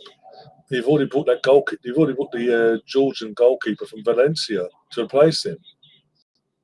And you've basically done a deal where he stays. You've agreed the fee, like the principal, the fee, and all that, and the deal's done with Valencia. But he's going to stay at Valencia this season. Or he's staying at Valencia this season. He's going to come next season.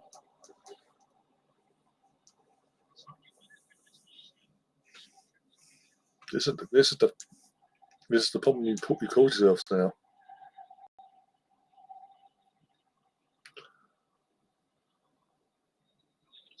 I think it's going to be very dependent in terms.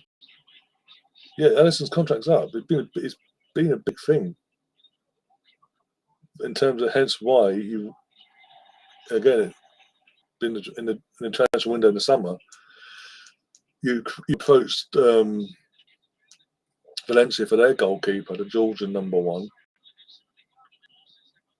They accepted it, made an offer. They've accepted it, but he's staying. The deal was it Naby Keita? Everything's been agreed, but he's going to stay there for another year and come the following year.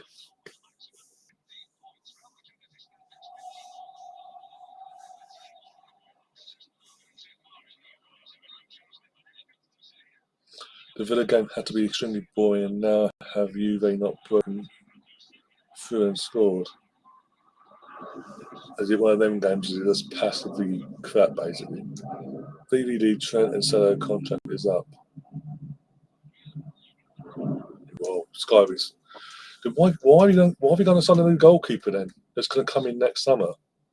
If Ellison's still going to be there, and Kelly's going to, the assumption of Kelly's going to be there as well. Why go and bring in a goalkeeper from Valencia who's the number one for cup and country, who's got a good, meant to have this amazing reputation?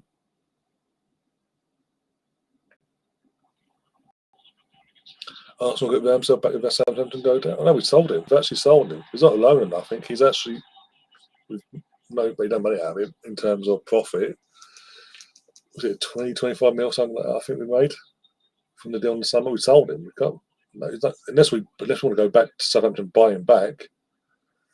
But then again, is he going to come back to being he left us because he was number two, for fuck's sake. He got demoted to number two. So he's either going to go come back after a year just to be number two again, to accept defeat, so to speak, just for the sake of a few medals or the odd trophy lift here and there.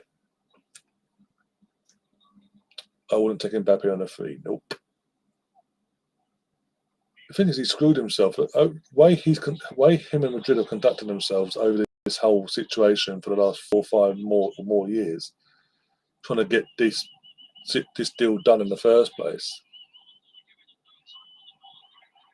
The pressure's obviously got to him, and he is not settling in at all, domestically or on a European standing.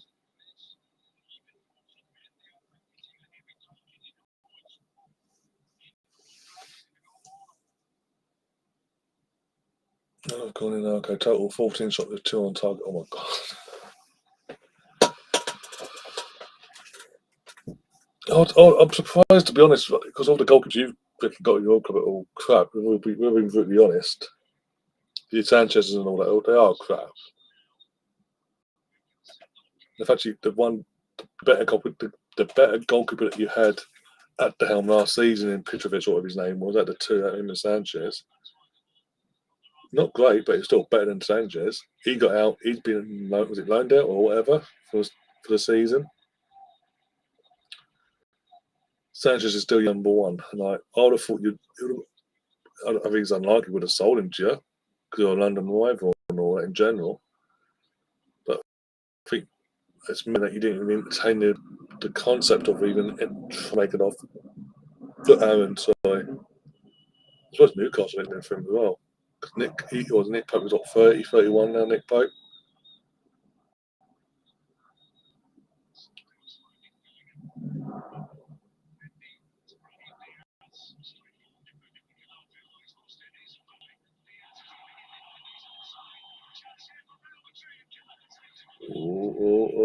Oh, Jude. That's the goalkeeper. Leo 2-1, okay. Juan Costa from Porto. Yeah, it's a good shout. Again, anything's better than fucking Sanchez. Don't, mate. Like Brighton's B team, blimey. Your owners may as well have gone and bought. I know, obviously, the situation was to buy Chelsea in terms of its Chelsea play. Oh, there's Rafa Nadal. There you go. But well, shut to down at 10 men as well. Okay. But yeah, fucking. Like you've come in, sacked Tommy Tuchel, brought in Graham Potter. He brought in Cucurella and a couple of other Brighton players, and then brought Sanchez in the. And then a year later, they brought in Sanchez. Oh, that's got to be a pen. That's a pen. Liverpool penalty. Salah's gone down. That was a stronger penalty than fucking Madrid's penalty. This could be very interesting. I think we might see Chris in the next couple of minutes come flying in. This could be very interesting now. You'd assume Salah's going to take this as well and thump it home and get the points on the board. That is poor for Mendy. Again, 3-0 leads, by the way. Just like Robertson at the other end, just gets all twisted up and just pokes a leg out, makes contact, and that's it. Game over, basically. You're in trouble with that from now on in.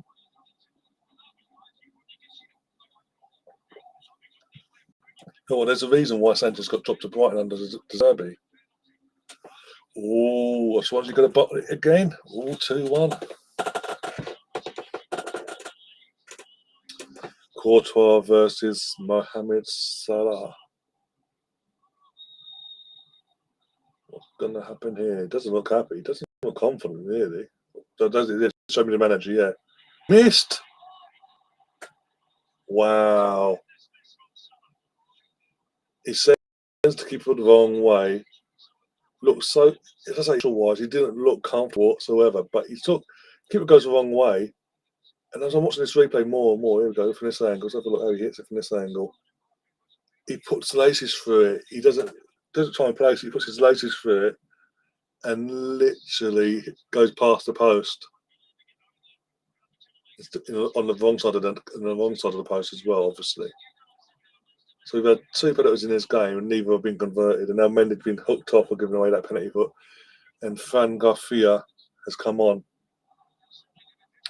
Oh, this is a big goal in the Championship. Blackburn 1, Middlesbrough 0.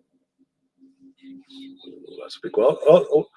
I said this before. Was it last week? I said this to yourself, Rudy. You were talking about teams what we want to see back in the Premier League and all at some point. I'd like to see Blackburn come back up this season. Actually, they've been so long without them in the league and all that. They're Premier League winners as well. Again, they've been out of the league for so long. Obviously, they have to earn it, obviously, but yeah, I would like to see them back in. Have them as an opponent as well. Different place to go to, and obviously have them come to us as well. Yeah, Middlesbrough wouldn't be against Steve, but they'd have to come. Unlike last time, actually come up and make a fight of it. Unlike last time, Middlesbrough are a weird club, but obviously when they went down to Southgate, they spent years in the doldrums of the Championship. They've actually got themselves up. Automatically, only to then go and make themselves retirement in FC of the fucking Premier League that year by bringing in what was it, the former Man City striker, Nevado? I can't remember the name now. Nevada?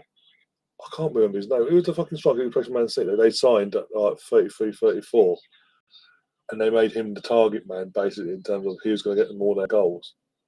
The Negredo, that's it, Negredo, that was it. So, and whoever else, it's just like the most random transfer window. It made no sense. They just went down with a whimper, basically. I'd like to see Pompey obviously stay up this season, but I'd like to see Pompey at some point in the next few years back in the Premier as well. Their club's been for the doldrums for the last how many years? Since being relegated in the late noughties. Corner Madrid. Yeah, Negredo, fucking hell. He did work. He pulled up trees at fucking City, but obviously, I think, was it 2-3 years after that he came back to Premier from Middlesbrough when they got promoted, because obviously the manager was Spanish and he best friends and all that. Because that always works out. Yeah, Victor Valdez on loan from fucking United as well. That was weird. I mean, they brought him in on loan because they believed their keeper weren't good enough. He barely fucking played the ball. Well, I never rated Valdez myself personally, but the guy barely played.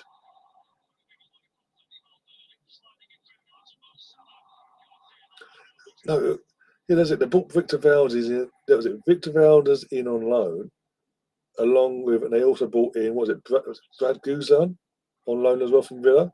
Brought in one of the two. And they preferred managers that season preferred to play Brad Guzan over Champions League winning Victor Valdez. Said a lot, really. And they wondered why they got relegated.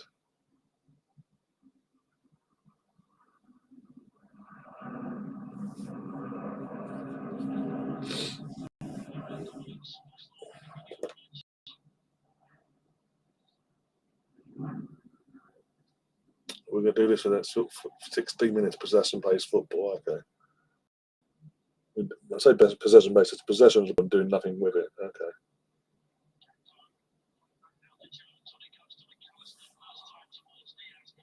Guzan. Yeah, I know that. That's what I'm saying.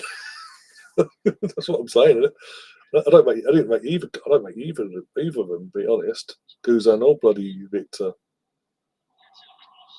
But at the end of the day, you got a multiple Champions League winning goalkeeper. It was at United. I was at the United. You got him in on loan,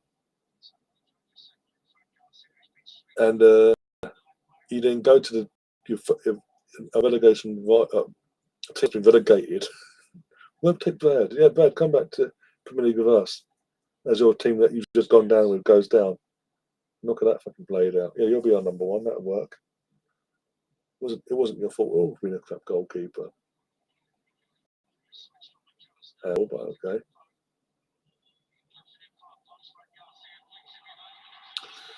Like Matt Turner, yeah. There's a lot of pressure on these American goalkeepers to be the next fucking Tim Howard, because obviously Tim Howard just came to Premier League, and once he settled, was a solid-ish goalkeeper. Whereas every American goalkeeper comes through now, that's their thing now. Because it used to be Brad Fiedel, and then it obviously went to Howard. There I balled in one sec. That's silly. That's pathetic defending. Cody Gakpo 2-0. Literally, I say he's defending, non-existent. Literally, Cody just jumps the ball, Cody, and goes, "Hi guys." And all the defenders around him just stand there. The ball comes flying in, and he jumps up. Madrid are fucking awful. There's 3 games left of this format, this side of the format, right?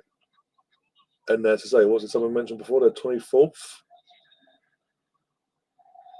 I think that they're hanging on by the skin of their teeth to a playoff spot. The defending champions are hanging on to a playoff spot with 3 games to go. Wow. There's a game over anyway. Liverpool got the points. They're going back top of this league thing. But still, wow.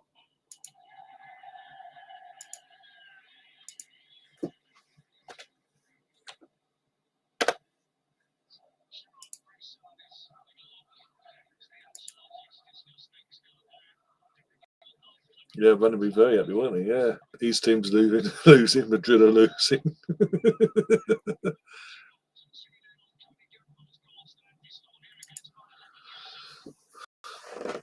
Julius Hayes on the QPR. Yeah, I said that the other day. I was talking to someone. I was saying that when the QPR came up, what is it with Mark Hughes? By the way, talk about QPR. It's 2-0.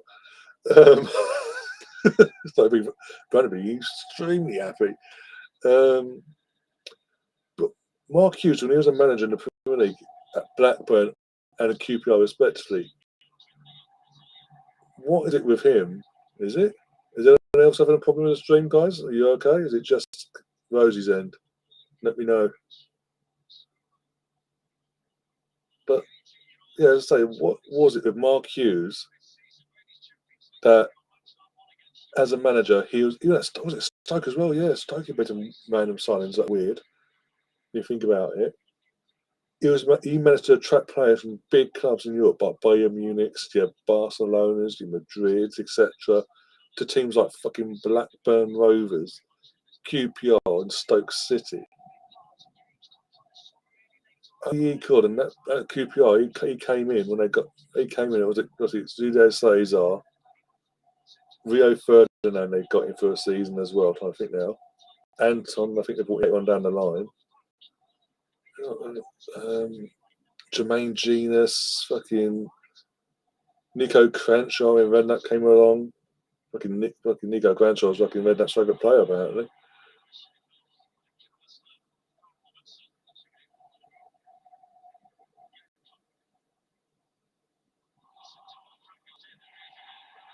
It's the film, that's right. But it was just of all them teams that Sabas has been booked now. He's mouthing off. He's been stupid because he could get a rep for mouthing off here. Charlie Austin. I don't think that's a weird one. It's just like what was it? The dad from when he's at Stoke, Bojan, or what his name was, Sakiri, fucking What's his name? Roque Santa Cruz at Blackburn. Yakubu. Just ran. You can say it's Premier League, but is that why was it only the clubs that he was at that end of the table when he was at them club? Any other club that was around in and around him could only dream them sort of players at their club. Is a pipe dream. Bojan Asset, yeah. It was like a pipe dream for other clubs in and around them at that time. But if Mark Hughes is your manager for Blackburn, your Stokes or QPR, you could pull off the most random. Literally, mind you, let's say, just won the fucking Champions League, hadn't it? One time, I think, when they came up. Yeah. They just won the Champions League. He obviously left, his contract come to an end. So he's a free agent. So pick of everywhere he could have gone. And he ended up, it's just weird. Champions League, literally winning Champions League. You've gone from winning the Champions League in May to playing for QPR come fucking June. Robert Hoof as well. From Chelsea, that was fucking hell. He just had, as you say, joking. He clearly had something for because there's no other bloody club that didn't have him as a manager not get them, would never be able to attract them sort of players to their club as a Premier League club. I think there was talk around the time when he Roque Santa Cruz in. There was even talk at the time that he'd had discussions with Lewandowski when Lewandowski was at bloody Dortmund, and Lewandowski had initially entertained. He entertained it. Yeah, there was a possibility that he was going to get Lewandowski and Roque Santa Cruz in the same bloody window at Blackburn. When you say it out loud, that's mental. White Phillips, Sean White Phillips, yeah. Oh, you got to laugh. I'm actually tearing up with laughter there. Oh, Curtis Jones going off for Robbersley. Yeah, I think Man City fans need to get their big boy pants on, big girl pants on, and or big damn pants on, and prepare for an absolute obliteration of their team on Sunday. Yeah, literally, there's a show on the table now as it stands. Madrid are hanging on by a point more in that last playoff spot. PSV are a point behind them with 5 points. I'd actually laugh with relief more than anything, but still. Leeds go to Blackburn at 1:30 on Saturday. Oh, that'd be interesting. That's going to be a very interesting game. Both teams going for the top spots this season. Or in Poland, I thought it was when he was at Dortmund. He did a year or two at Dortmund. His first year at Dortmund or something. Either way, Lewandowski. Fuck, you look at the career Lewandowski's had. Still went to think that he could have at one point he would have been a Blackburn player. I don't know why it fell apart. Why it broke down, because it was, as I say, there were Emmanuel Beret's son signing for Chelsea. Right, well, there you go. Emmanuel's had a poor job then. But no, end of the day,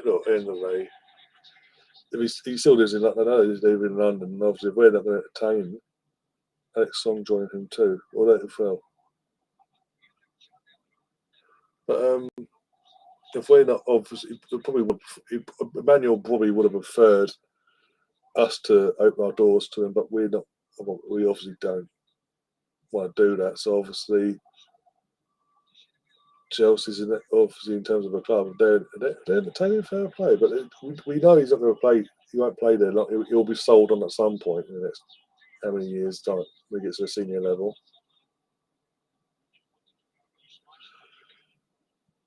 Oh dear. Just by then Chelsea will be what we assume Chelsea will be somewhat back to a competitive. We released it. I didn't know that. I honestly didn't know we had a Blue Son on our books.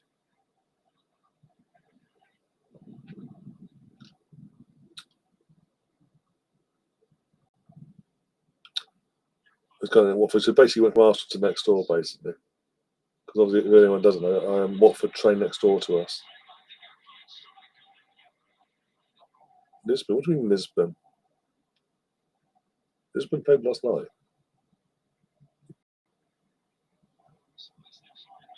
Is it sport? Yeah. I don't know anymore. I don't know.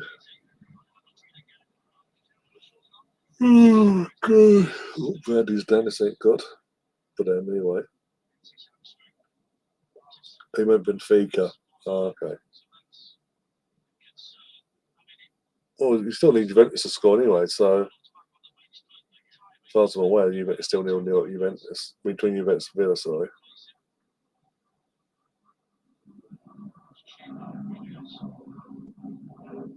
Sancho's at Watford or QPR too, I think.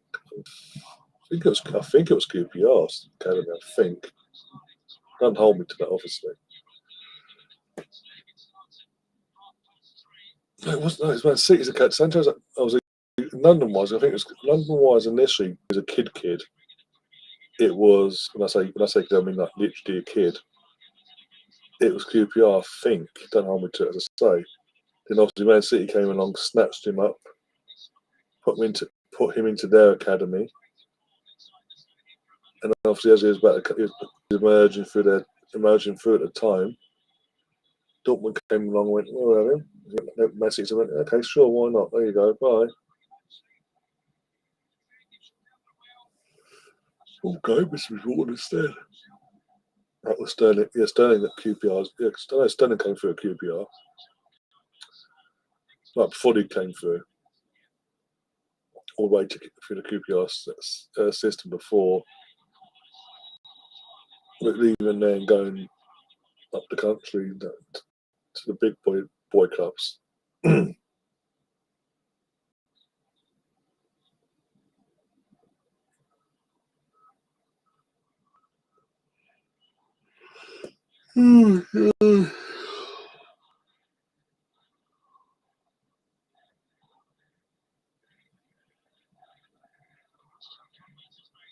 This is really bad. Wife's going through jail. Yeah, he's a Kingston lad as well. About when the Kingston again, I live in Surrey, so for me, from where I am now, would be what, about a half hour's drive on a good day without traffic. But he was a Kingston boy, and obviously obviously he was in the football. Obviously nearest club is Chelsea. He's a Chelsea fan. Yeah, but as he's coming through, obviously, I thought Mbappe got a deflected goal there. Okay, deflected, just one post in the end. But as we know, obviously with Brighton Chelsea didn't work out. Went to West Ham. They gave him his big break, and obviously with 5-6 years later, we were tied. Come to us instead.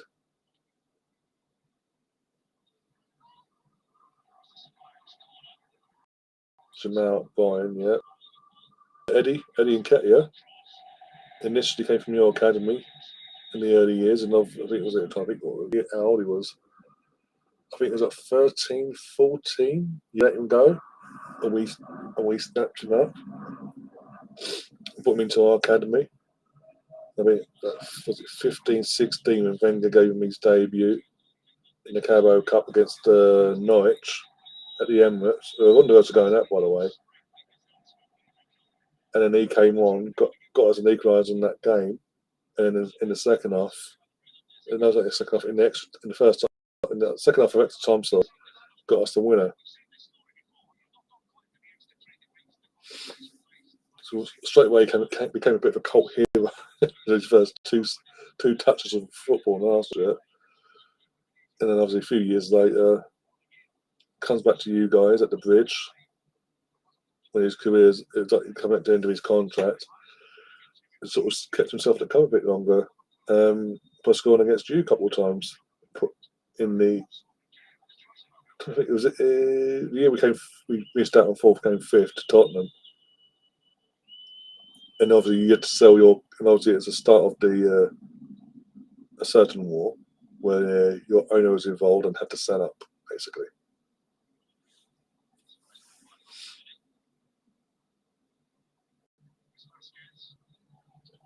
I remember in the mid noughties we had quite a few players come through our academy. We all thought Owusu Abayi was one of them, Dutch lad, Arsenal.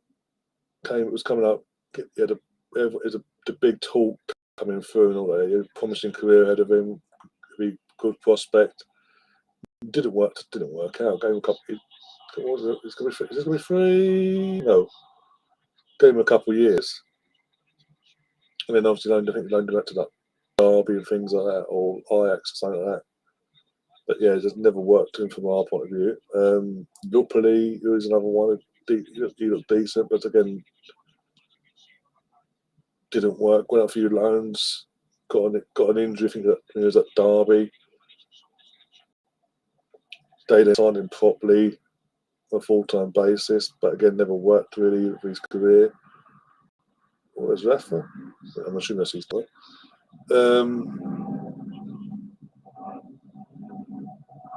Tomori, Guy, Livramento, Vice, Mal, Gallagher, Hassan Ndoye, Solanke, yeah.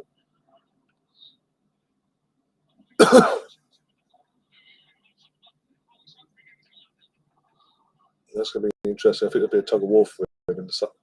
I'm surprised not many more come for him after some of he had England. I'm surprised not many more clubs went for him in the summer, not just Newcastle.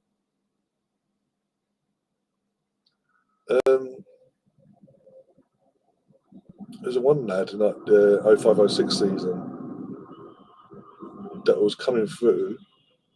He was a fullback. I think it was right back.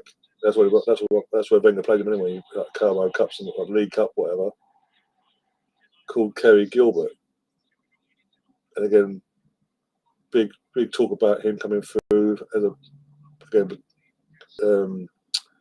future star for us. Never again after that League Cup run, never heard of him again.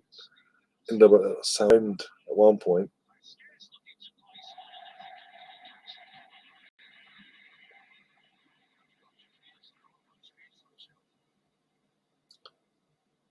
And most recently, we had a player in our academy called Miguel Aziz, midfielder. He had in terms of his position, the position he was playing in the academy and coming through. Big talk that he was going to be one for our future.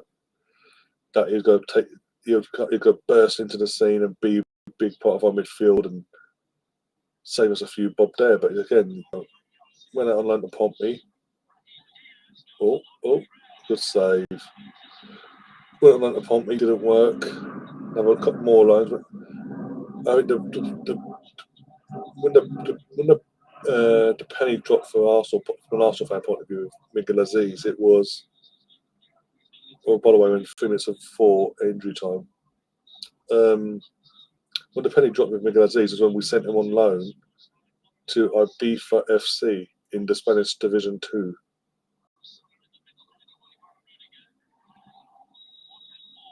That's when it was like, okay, maybe it's not. Maybe he's not always hyped up to be. He's what it is, though. Yeah, he seems nice enough. Again, like you say, Martin, Eddie seems like a nice enough lad. He just, for the level we were going in, he just weren't keeping up, basically. Even from a basic performance point of view. My mate's son used to play for Arsenal. Name was Tim Akinola. At Chesterfield. Oh, okay. There you go. Full Thomas was gone. Liverpool win 2-0. Go back to the top of the Champions League format. And literally, Real Madrid after match day 5 have lost 3 of their first 5 games.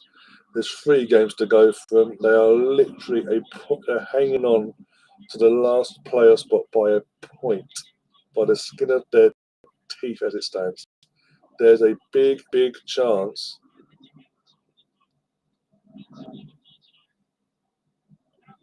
3 and 8 minutes. Oh, is that PSV that are behind? Obviously, were behind Madrid. So I look at this table now then, because it might be that may affect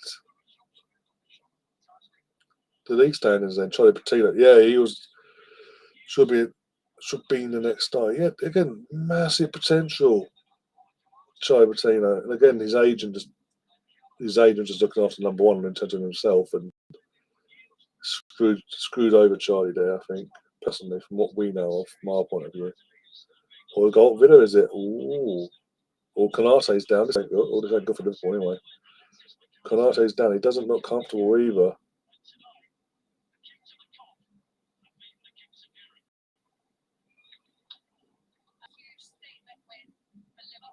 That's a massive win for Liverpool. I know Madrid haven't turned up this. Madrid have fallen off, like we say. Celtic draw 1-1. Celtic dropped to 8. Celtic. City dropped to 18th. Sorry. VAR on the video game. Oh, okay. Keep us updated on that. There's league table turn up before I tap out. But yeah, Charlie Patino's agent completely screwed him, basically. All the agent was interested in was getting him financially sorting himself out, basically, and getting him a decent deal at Arsenal. So then Dini too, he Dutch and the other. Yeah, I think he's still with us, as far as I'm aware. I think he went out on loan last year. He's no goal. Alex says no. Catherine says it's finished 1-0. Alex says no goal Villa. Which one is it? Help me out. But yeah, Sano and Dini is still, yeah, may have run him out. I can't remember. I don't know now. Here we go. Tables up. Liverpool tops into second. Barca third. Dortmund. We're still seventh. We haven't been knocked off our perch. 0-0. Oh, okay, so it must have been offside or a foul then. I'll see you later. So that's the full table. That's just the top 8.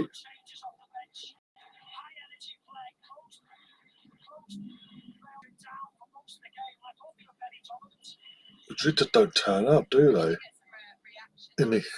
It's going to cost them. Ironically, it's going to cost them, though. Oh my days, I can't believe I'm saying it. Bloody hell.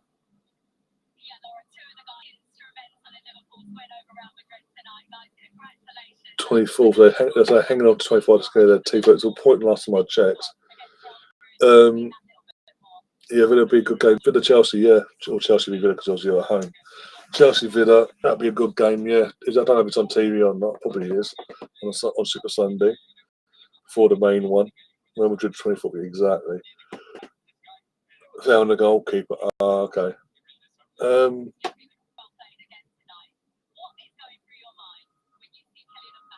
Gonna say now. We're decided again. It's the Unai Emery. Everyone gives Arsenal about the Unai Emery situation. I can see from the back end of his first season, the way we fell off in the running, the Europa League final, that whole situation as well. Now that played out, carried on. Whatever went down there in terms of behind the scenes, carried into the pre-season and into the second season. And we weren't improving on that second season. We were going backwards, as we all saw. Everyone could see it. But what we always expected, just for the sake of trying to ride it out, we were trying to get back into Champions League. No. And even in the Europa League, what was meant to be his competition in his second season, we were fucking struggling in the first few games under him.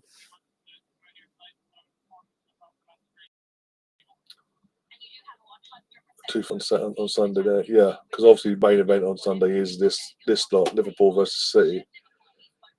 And the more games go by, the more concerned I am from a Premier League point of view, from my own perspective as an Arsenal fan, that when do we drop off? See that seriously. Madrid did it. We can't look into it much in terms of this game because Madrid just don't. Madrid, Ancelotti set that team up to sit back, soak up pressure, and try and counter-attack. It didn't end just the tactic once. And it's just that fed into Liverpool's game plan completely. And they punished Madrid when the opportunities came.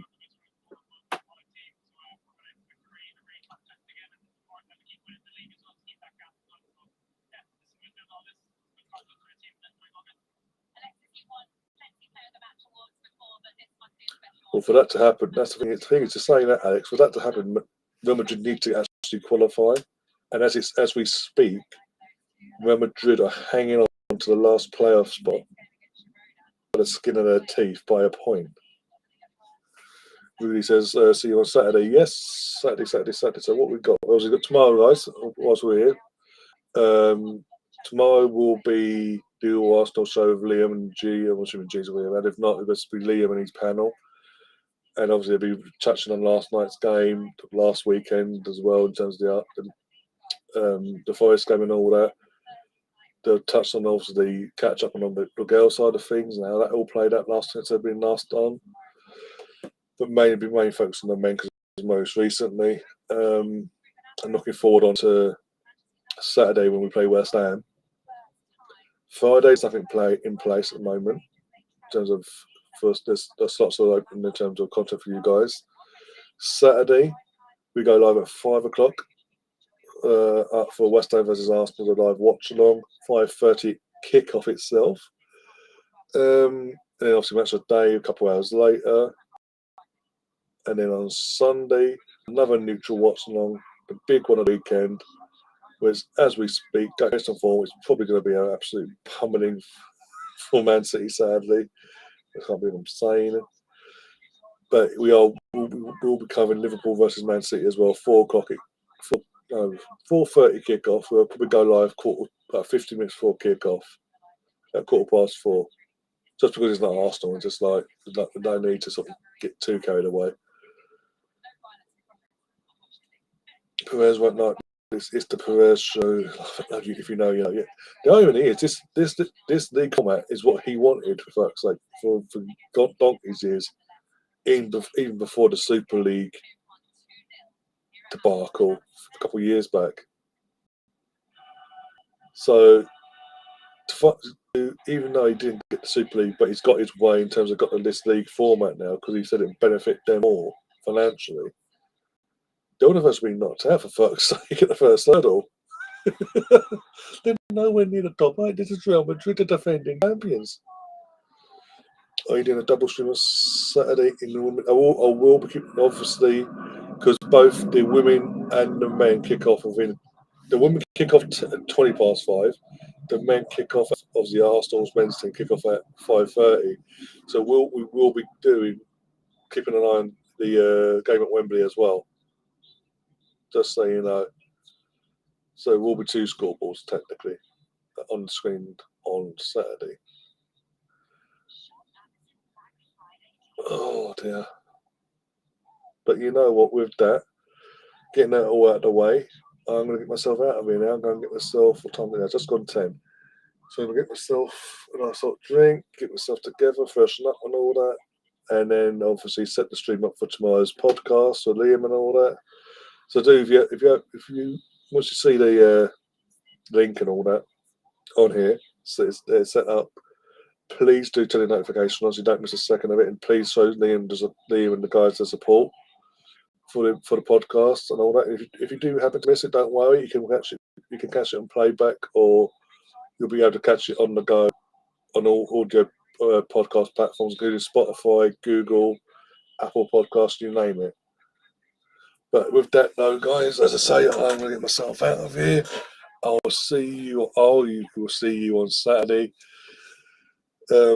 Take care of yourselves. Keep continuing to support the channel. Please, if you haven't already, please hit the like button. Please subscribe as well, and share the content around and on all your social media platforms and all your social media group chats as well. And let's grow this channel even quicker than we currently are going at as we speak. And build this community even more. Let's take the scoreboard off now. One sec. Take that down. And with that, guys, take care of yourselves. See you soon. And as always, Arsenal, come on, you Gunners.